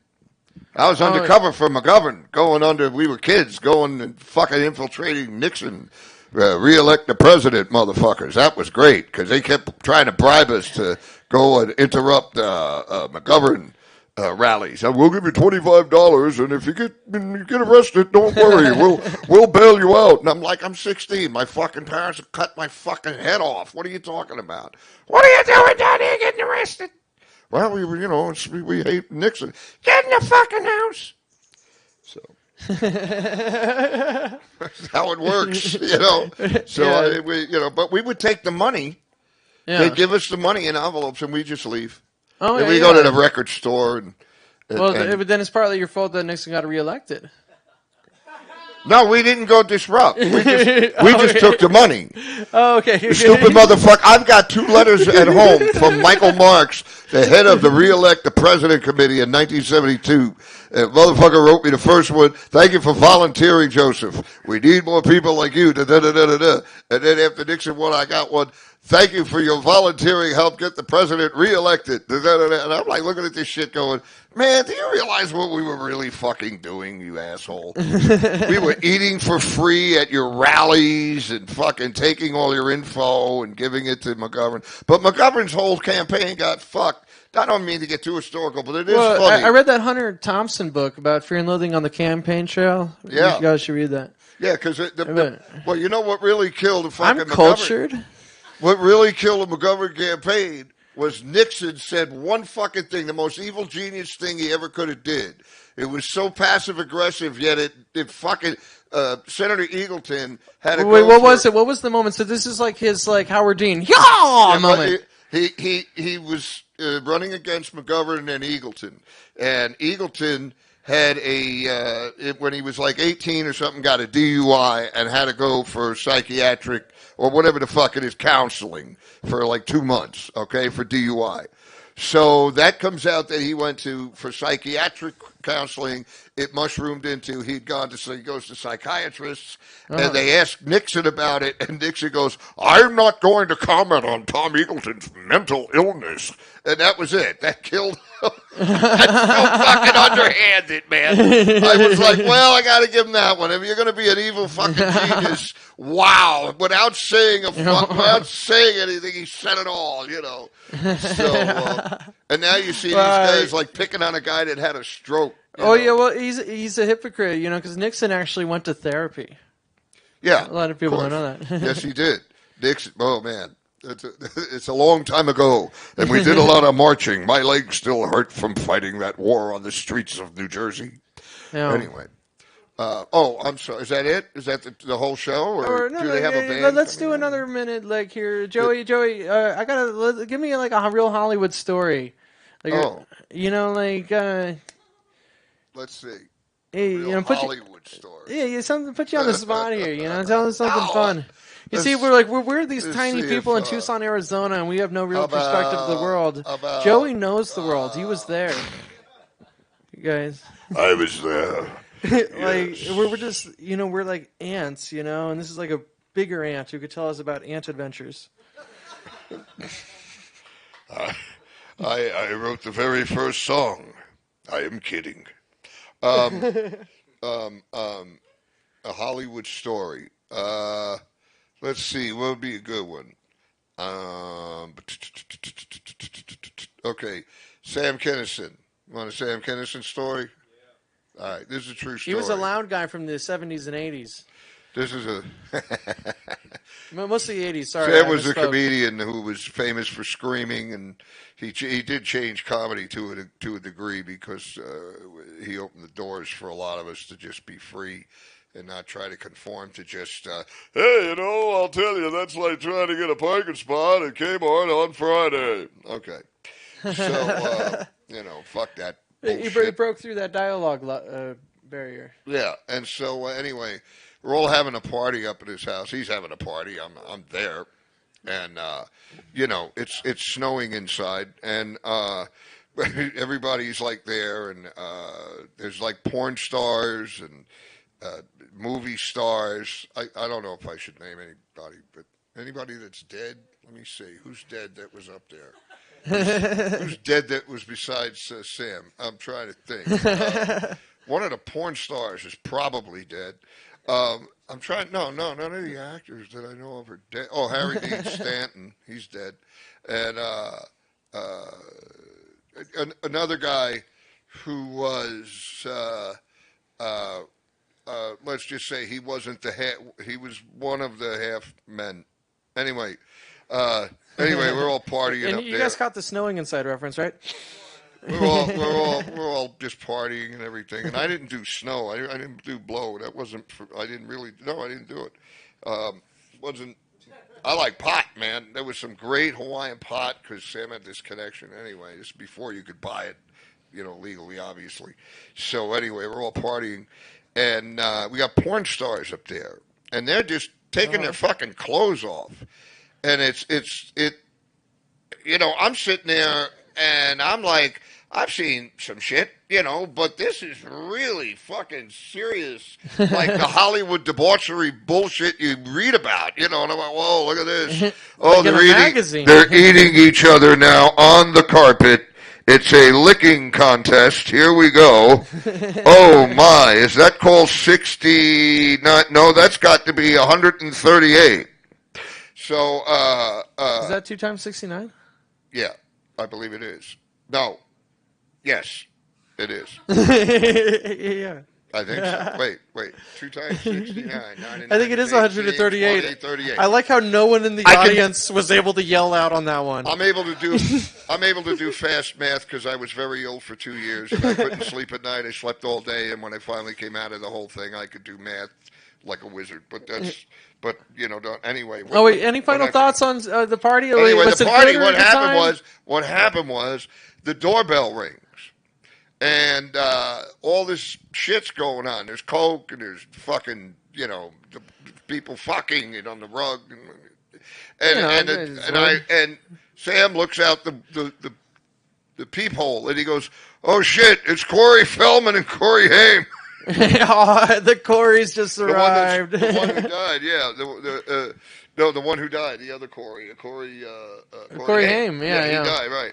So they're there, and they're both like 15. Not at the party, though, guys. That was more recent. No, but they didn't die at the party, but this is why they didn't die at the party. See, Sam goes, because Corey Feldman would hang out with him and everything. He was like a big brother, blah, blah, blah. I know, blah, blah, like blah. those two Corys, man. Like, two best friends, both And named Corey. They would hang out with we Sam love it. Kinison. They would hang out with Sam, So they're up there, and it's like, midnight, and what the fuck are they doing out? They're not with any chaperones or anything. And Sam is like looking out the peephole going, "Oh shit, it's Corey Hammond, it's Corey. What am I going to do? How do I get rid of him? What do I do?" Yeah, because they're like underage, like trying to show up to the Sam Kinison's party. What do you mean, how do you get rid of him? Watch. And I walked over and I went, "Sam, this is how you get rid of him." I opened the door and I went, "You're too fucking young. Go to fuck home. This is not for you. It's for the adults. We're doing adult drugs and sex in here." Bam! And I slammed the door. You said you got to say that to them? Yeah, I said it. I threw him out. What? And I turned. You guys just hear that? And I turned to Sam. You turned down Corey Feldman, Corey Haim. And I turned to Sam, and I go, and I just look at him, and he turns to the whole party who are frozen, like a fucking, and he goes, "Well, that's the way it's done." That was back to party. Anyway, it was fucking crazy. I mean, that's a crazy shit, I mean, that's wild. Yeah. All right, well, Joey, that's a great note to end on, man. That was. Oh yeah, I'm glad somebody enjoyed something I did this evening. And I just want to say that I enjoyed the whole thing, man. I know. I just want to say, because sometimes it happens. If there's any older women in the audience, I don't date women my age, because during intimacy, if a life alert goes off, I don't know what to do. I don't want to. I'll just be standing there going, "I'm sorry, I was good.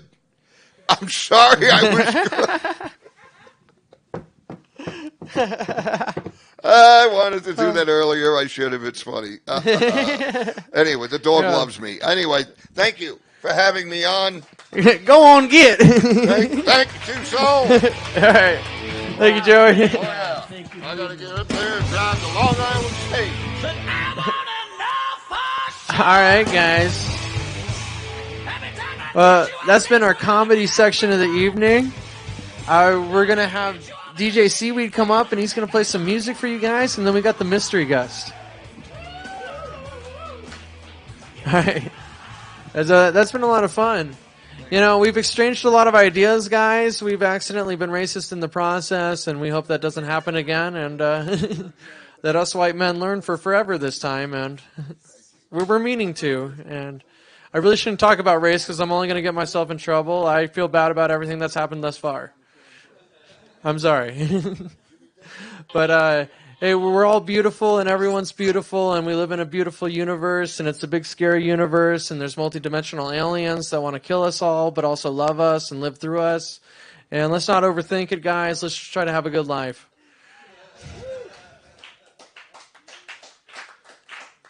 Thank you. And I'm running for president in 2044, so set your calendars in your cell phone now. It will soon be in your brain. I'd actually like it if we got to a point where, like, let's say cell phones were like furry and animatronic and like our best friend, and we like type on their bellies and they giggle. Like, I don't know. That's my innovation for cell phones. I think cell phones should be like a childhood best friend of ours who grows up with life with us, and just like we live symbiotically with it. And we become one with the cell phones. I am my phone. iPhone. iPhone. iPhone. All right, guys. DJ SeeWeed, where are you? Do I need to get off the stage for you to get ready? All right. All right, we'll do. Yo, give it up for Stephen Black. Burnout, TurnOut. My name is DJ SeeWeed. And I got this song called Damn to show you. Here we go again. Same old shit with you. Hey, what are you doing? Look at me. OMG, I can't believe I don't give a fuck. Damn, I sound like an asshole, but it's true. It's not you. You know, you're right. I don't want to fight, but I'm like, damn. I told you I'm busy. I got you, Missy. Don't get pissy. Oh, you think you miss me? Get in line. Go talk to Marley. Don't get me started. How you're bored, I'll disregard. I want bars and facts. Bitch, you're doing the wrong lines. And I'm like, damn. Like, damn. Damn. Damn. You see that chick right there? The cutie with the hair? There's something about her flair. Something about her stares got my wood up in the air, and I'm like, damn, she's gotta have a man. But that's not gonna change my plan, and it is that I'm going ham. Hard as a motherfucker, I want you in my fam. But the shit I will not stand, it's the one thing I demand. Girl, I'll have you damned, you have to think these other plans. Come here, take off your pants, I'll have you screaming out like, damn. Damn. Damn. Fuck. Shit. Popo's on my 6. Quick, eat the stash, friend. I don't mean to send you to another reality, but reality is, damn, I don't have another plan. So open up your hand. Do it. Take one for the team, bud. I'll be damned if I get taken down. This bitch just cut me off in her Kia. Oh, damn, the bag's full. Forgot about the re-up. Hurry up, dude, bro. Hey, you the man. I don't know if I could. Oh, what'd he say? And I'm like, damn.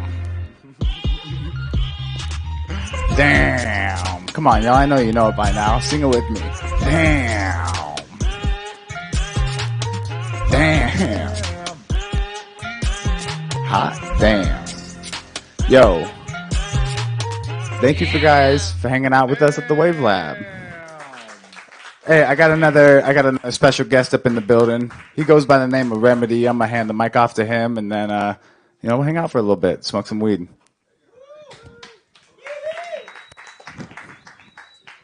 Hey. Wait. This is Remedy. Oh, yeah, sorry, I wasn't paying attention. I'll go by Jay. So somebody didn't show up, so I'm just doing a little improv rapping for you guys. Let's keep it going. Hey, shout out Jake Angel on the beat. Let's get it.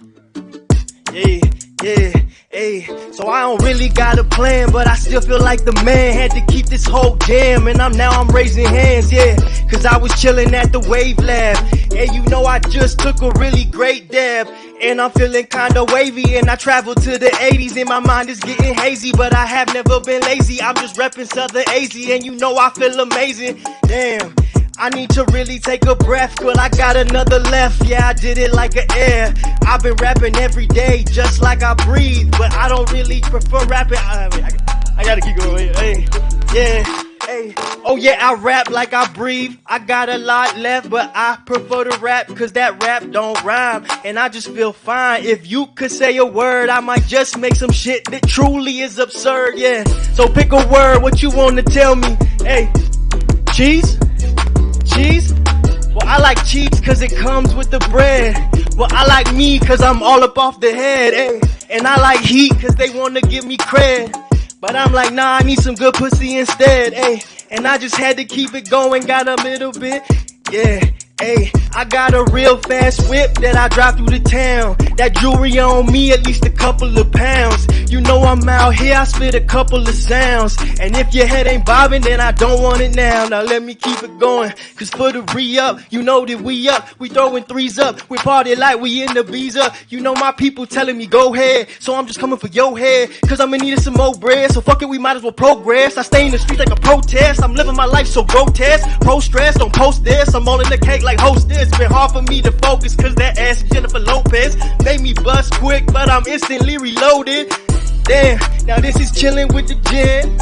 Okay, now get up, laying on your hands. Hey, I know you chilling on the couch, but if you stand up, then we really open the pouch. And ouch, that shit burned my throat. But damn, you know I will never lose hope. I'm trying to make some money off a little quote. And damn, I need some water for my throat. Hey. Woo. All right. Yo, give it up for Remedy one time.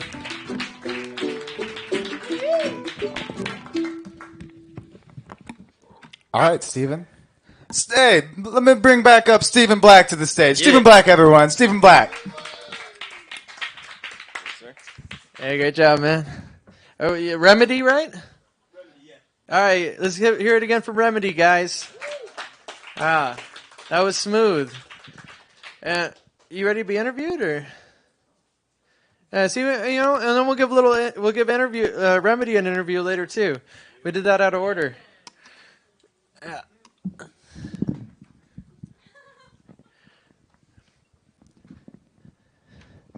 Hey guys, this is DJ SeeWeed. This is a Tucson entrepreneur, a guy who has been in the music and making the beats and the synthesizer things and all the electronic noises. The electronic noise, like the beeps, the boops, and the bebop boop boop boop beeps. Yeah, specifically lots of the boops, you know. And you the gotta get the and you don't forget the boops. Yeah. The beep. Yeah. And the bong rips. Lots of bong rips. I didn't bring my bong up here, but how lots long of bong would it rips. take to name every note? How long would it take to name every note? What is there, like 20 of them? I don't know what the fuck that means. So is music like a color? Yeah, I like to look at it like a color, right? There's your basses, which are like your low ends, and then your tops, which are like the purpley pretty stuff, Yeah. Yeah, you see, music is on a spectrum, guys. Yeah, it's just like light. It's the same thing. Yeah. It's a beautiful thing. Music is a beautiful thing. It is trippy, though. What did you say? Like, do you think music makes sense to the chaotic mind? Do you feel like music is what makes life make sense? For somebody who has a mind going 1,000 miles an hour. Oh, why, thank you. For someone who has a mind going 1,000 miles an hour, music and marijuana are definitely ways to, I don't know. to deal with the speed of bring thought, it all guys. back together. Yeah. Yeah, we smoke at the speed of sound. Dig it. I'm all right at the moment. All right. Come on, it's the end of Wait, the show. should I hit it? Yeah, all right, guys. We're at the end of the show. Yeah. Here. Yeah. Here, I'm professional at miking the bong. I've done it a little too many times. There we go. Woo! Give it up for the best bong rip of the night right there. How many times have you been cheered for doing a dope bong rip? More times than I'd like to admit, actually. I think that's honestly, low-key, my favorite part about being DJ SeeWeed. Is when I do a bong rip and people cheer for me. It's beautiful. Right, you're like, I might give them an encore. Yeah, right? I know how this song and dance goes. Like, God, quit cheering. I got to get so fucking high. Yeah. Oh, damn, I almost knocked shit over. We should make like a bong out of like a trumpet or a saxophone and then play it after. That's low-key one of my things. Like while I DJ, I have a house track that I play and I mic the bong and I time it to the beat and it's I get musical with it. When I was bongs are already a musical instrument. If we got like 20 different bongs of different of all the notes. Yeah. Well, see, you're giving away my secrets. This is what I want to do in my life. Like, imagine those guys me on who stage. play the wine glasses. Yeah, someone could do that with like glasses, hitting bongs. Just hitting bongs in key at different times. Yeah, Yeah. We're really talking up my future shop here. This is. Oh yeah, I'm giving away his trade secrets. I'm like here. reading into his soul right now. He's like, Steven, I'm already doing that one. Like, don't tell them about it. Shush, we're going to play the bong instruments now. Yeah, the first song that I recorded, it's called Bubble Hash, that I put a bong rip in. Well, let me rephrase. I put bong rips in all my songs. I'm a dumbass.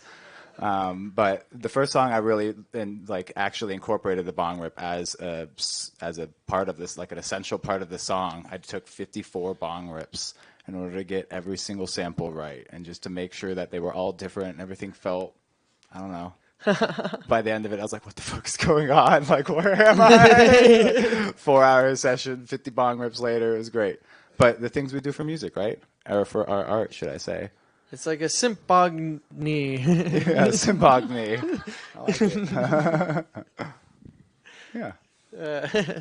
So it's definitely, it's definitely part of the ambiance. Wow. No, that's beautiful. You already did it. I'm already doing it. The bong instrument, guys. It's already. We brought it. It's too late if you're trying to pioneer shit. I already did it. He's already ahead of you. If you guys don't doubt the seaweed, it's like the healthiest thing you could eat. Right, that too. It's biodiverse right there.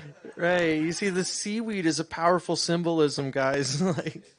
I know it feels gross when it gets on you when you're in the ocean. You're like, oh, what is that? I hope it's not an animal. And you're like, oh, it's just seaweed, but still gross. It's relieving every time it is seaweed, though. Something touches your foot, you're like, what the fuck is going on? Oh, you're like, it's not a jellyfish. Thank God it's seaweed. Thank God it was seaweed. I need a bowl now.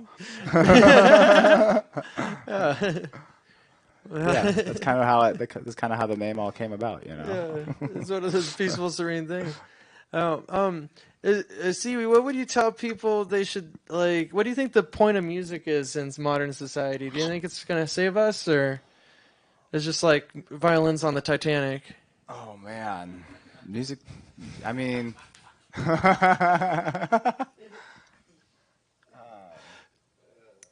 Yeah, music is life. Everything is music. Music is what is saving things. I think our ability to express ourselves and our ability to, I don't know, the power of the music behind it is everything. Yeah. Do you think, where do you think music came first? Do you think it went music then language, or language then music? It was all started with the Big Bang. That's musical, baby. Yeah, that's the big thump. That's God's double bass right there. Bang. That ain't English. Yeah, that's sure, universal right there. The universe is just God playing the drums. Just thrashing shit. Every now and then he goes solo. Really shake shit up. It's all harmonies, man. You see, we're all frequencies. I don't even know if you guys realize that. Like even DNA are working on tiny different harmonic intervals. You see, the whole building block of material and atoms is all based on a soundscape, if you will, of just isolated vibrating notes. Going deep. That's why when you just see someone and you're like, I don't like that motherfucker. It's like listening to a song, like walking by and be like, that song sucks. And you walk up to others with people and you're like, damn, this music's good. What's up? How you doing? Like, wait. So that's why people say I dig your vibe or don't dig your vibe. You see, everybody's vibing on a different music. Yeah. And so we just need to put people in their correct music sections. Yeah, right. Something like that. Yeah, your musical tribe is your vibe, man. Yeah. Wow, man. The music is transcending the reality, dude. I mean, isn't this reality music? It sounds like it is, man. Yeah. It's a beautiful thing, right? Yeah. It's like great. You can see it and you can just close your eyes, It's like a different sense other than eyesight altogether. I can't tell if he's low-key tripping out or if I'm with him. Yeah. Well, I'm just giving you guys an honest perspective of what music truly is, man. Because music's like the other way of talking, You guys ever see musicals? That's when people break through. What are you talking about? It's the musical voice. It's when you talk like this and you just want shit to dance with you. It's like everything break into a musical. That's what life's about. We should have a musical society. We should have like a music state, like where it starts in one state and it spreads out. Like the musicals all the time. Everybody's just singing, like as a people, It'd be a lot of work and a lot of dance numbers, guys, but I think we should be into it.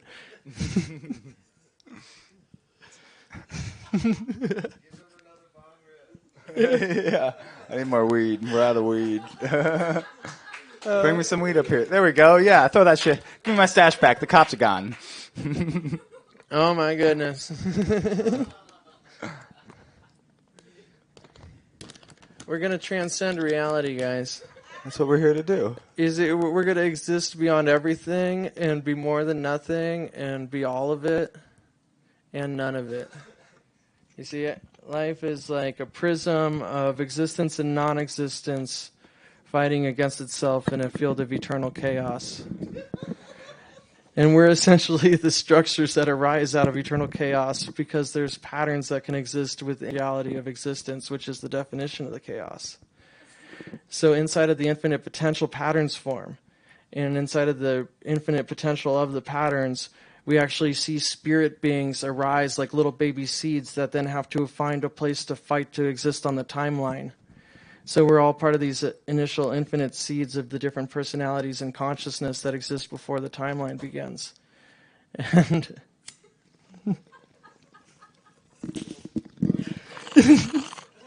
here, bro, take a hit. Are you all right? I'm sorry, I'm just like, oh shit, I forgot. I need to tell you guys this new religion I thought of in college once. I'm like, I really need you guys to hear this right now because it was really important to me back then. I smoked too much weed and took Adderall that day, and I totally thought I explained the entire universe. I just sat in my chair and thought for 6 hours with my eyes closed. And I'm like, yep, that's it. That's exactly what happened. Now you get me. We exist in the sea of chaos, guys, and we all exist before time was born. And we all come into time in our own time as we are to exist in the timeline. The power of music. The power of music. And a little bit of marijuana. Yeah. Well, and music transcends space-time, man. Because you see, music is because you get this, guys, we're automaton robot thingies.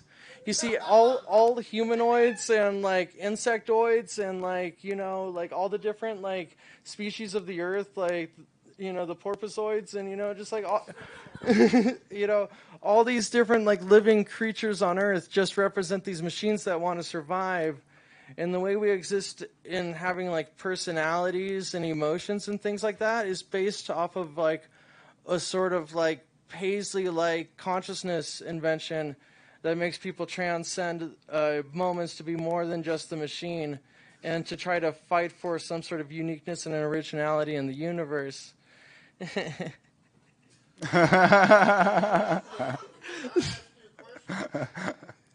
What's beautiful is that it's dropping knowledge and then just giggle. Do you think the Hulk could beat Superman in a fight? Well, you know, if you think about it, the Hulk's green, so he might have got some kryptonite going on. So I don't know. I think that's the twist I see coming. You know, so if the Hulk's got some kryptonite in his skin, sort of forming as like a result of gamma radiation on like hair follicles or something. So he's got these bristly, crisp kryptonite, you know, forearms. He's just kind of elbowing Superman with. You are literally using the bong as a microphone right now. Well, it's tough to speak to either or, you know. Like yeah, hit that shit and pass it. I forgot I was holding that thing, man. He's talking like this over here. We can't really hear him. He's just talking into the... Yeah. It's beautiful. It's good weed. I probably should bring up weed that you could smoke, that I should smoke with people that don't smoke a lot I haven't of weed, smoked in like months, guys. I'm being like, I was like trying not to smoke weed lately. And I am like blitzed. Like, yeah. And It's the story of my life. Yeah, I'm just like, and this is on the internet. And I'm like, cool. This is real life, and I dig it, dogs. No, dog, this room's like Vegas. Once it's everything exists, you know. We're not just in an ether, dudes. We're the Ethernet. We are the internet.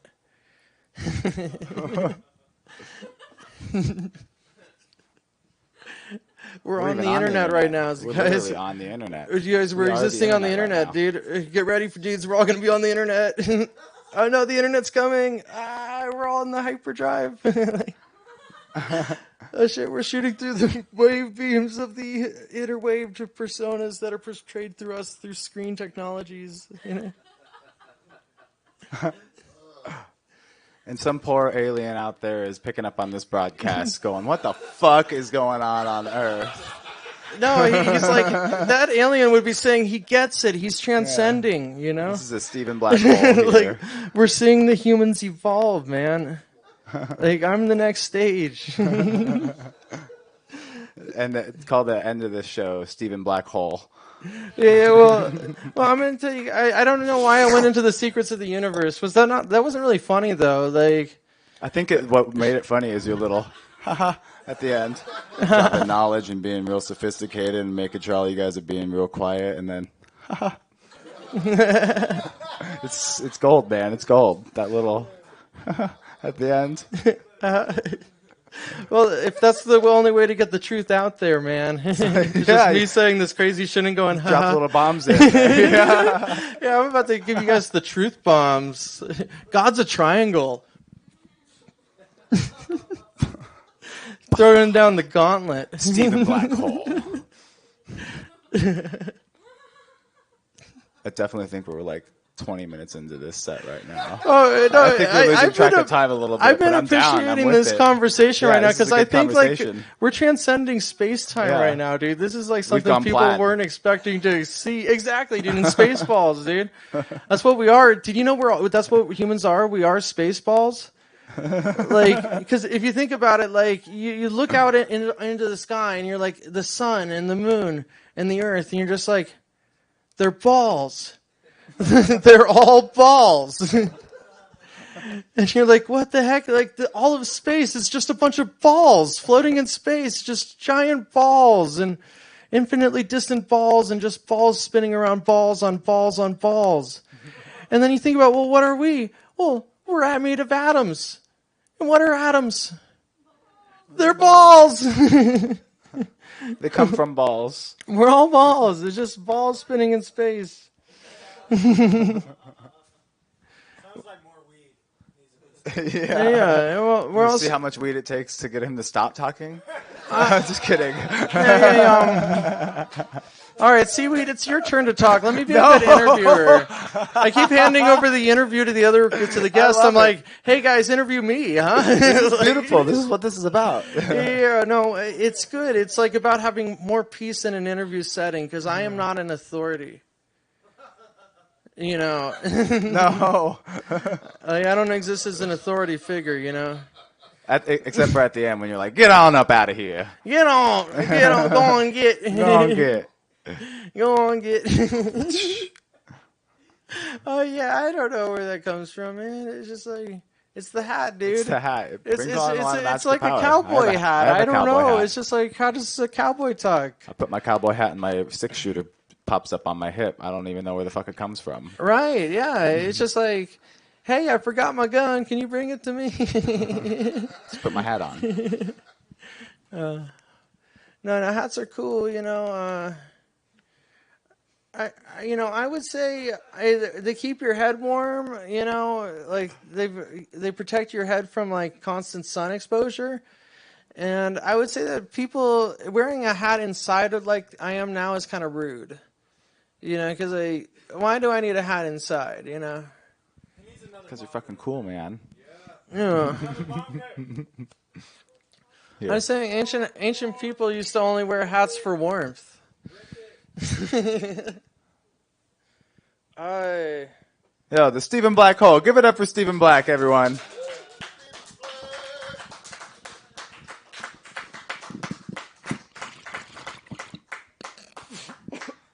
Wow. You didn't have to smoke the whole fucking thing. That was a lot. Bro, I missed the water, bro. Yeah, you even like get this weird forward tilt. Yeah, I did it wrong. I just did it wrong. You gotta lean back when you smoke. You obviously do cocaine. This is a very cocaine move. I didn't do any coke. This is how we smoke weed, man. No coke, cocaine, guys, I swear. No coke. Weed. No blow. There was no blow. I haven't smoked weed since the new year. You know, I just happened to be here, and I took a bong rip on live television. It's beautiful. We're in this age where we can fucking do this. Well, we're going down the rabbit hole, man. Yeah. Yeah. The Stephen Black hole is what we're calling it up here. All right. Right, dude. Well, I am the new sheriff in town. Like, I'm telling you guys the truth. Wah, wah, wah. Triggered. Yeah. But, yeah, we're in the Wild West right now, man. I don't realize if you realize this, man, but Tucson is the new, like, you see, Tucson is a part of this desert landscape that has this weird sort of modern social libertarianism philosophy that's going to rise out of it. Or it's going to be a combination of, like, socialism and libertarianism combined. And, I don't know.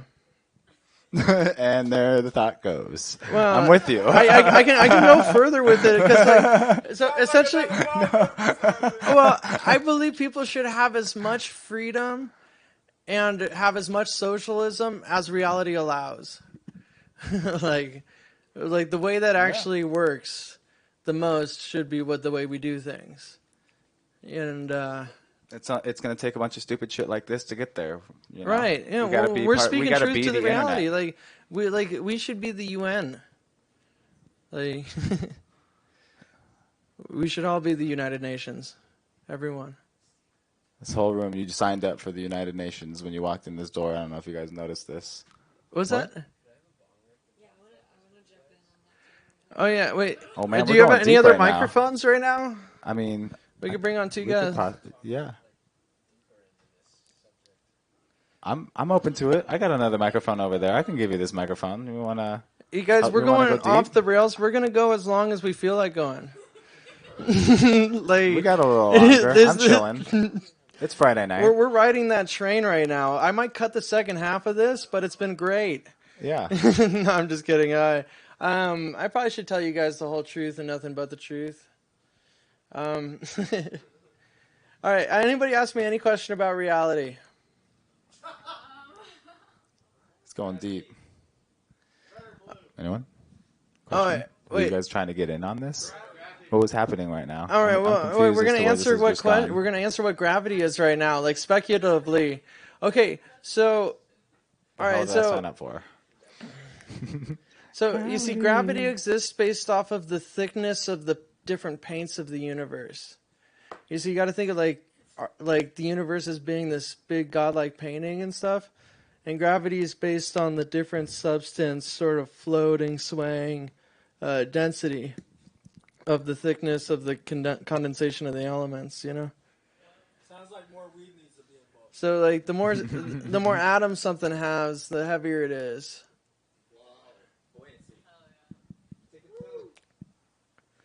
No. Yeah, we're deep enough, man.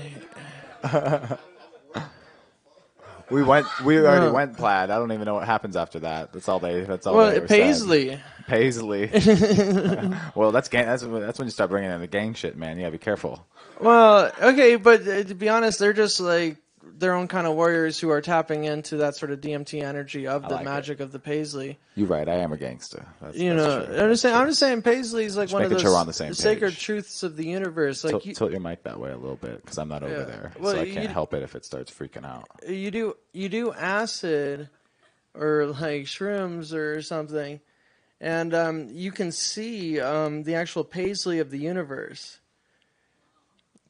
And you see, what it means is that we all live on sort of a spiral aspen carpet kind of simulations, like like the Islamic art for what like their art is for like the carpets and the different things, like how it's these perfect sequences and patterns. Like they're tapping into the other realm of like what human thought and grid patterns look like. And you see, like, that's what the human brain looks like on the inside. That's, like, what we trip out and see. Because we realize that's what we really are. Is we're just these tripping frequencies. and we're just like the frequency trying to ride the frequency, making an identity out of the frequency from which we ride. You said that. You said frequency very frequently there. Well, the frequency of the frequency is like frequently present. Right. Yeah. Frequented. Man, doing too many drugs with Stephen Black, he'll freak you out a little bit. I'm just throwing that out there. Well, I mean, I don't know. Are you guys offended by what I've said? No, not offended at all. Really? I think it's great. It's good content. It's great. Yeah. We're going off the rails right now, but I like it. Well, I just think people should hear the truth Are you guys right with now, it? you know? I mean, if you guys aren't with it, we can stop. But I think they're with it. Yeah. So, you know, it's been. Well, I've it's been an letting you guys in on experience. on the inside of my mind, and these are just things It's an I've thought about enigma. for a while. The insides of your mind are an enigma. Well, no, I think people will get it, man, because I'm talking sense, I think, for like what is the truth of like the human condition right now.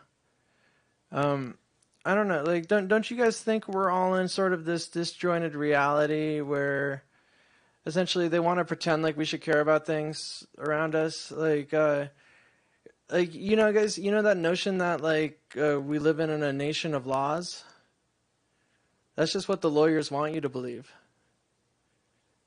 Fuck lawyers. Sorry, that's just a pun. I was just like, that's the design I thought of earlier. All right. Sorry, I was being serious and I just told a joke. Right. This is the black hole. Yeah. Oh, you're falling down into the abyss. You know, we're finding bliss in the internet's infiniteness.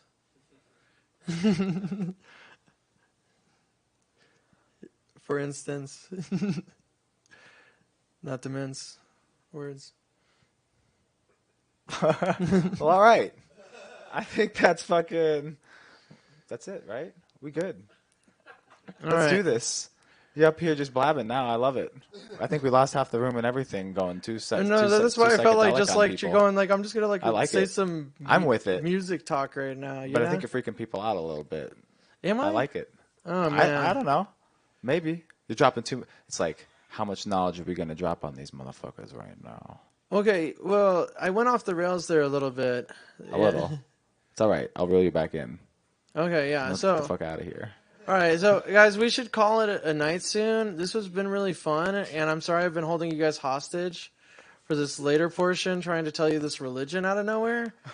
And yeah, that was totally unnecessary. Where am I coming from? My bad, dude. It's bong rips, my friend. The bong rips. It's not like, necessarily unnecessary. Yeah. We can make these are necessary. These are necessary things to be heard right now. But well, you know, we just live in a new time and era. You know, everybody's in their own time and era while they're in a time and era. Yeah, we're all here to just experience time, man. Yeah, it's just time, you know. It's just time on time. It's time for the sake of time, and it's good timing. All right, I think that's good timing. Thank you guys for coming out to Wave Lab. I'm DJ SeeWeed. This is Stephen Black right now. All right, thank you, dude. Yeah, thanks for coming out to the BurnOut TurnOut.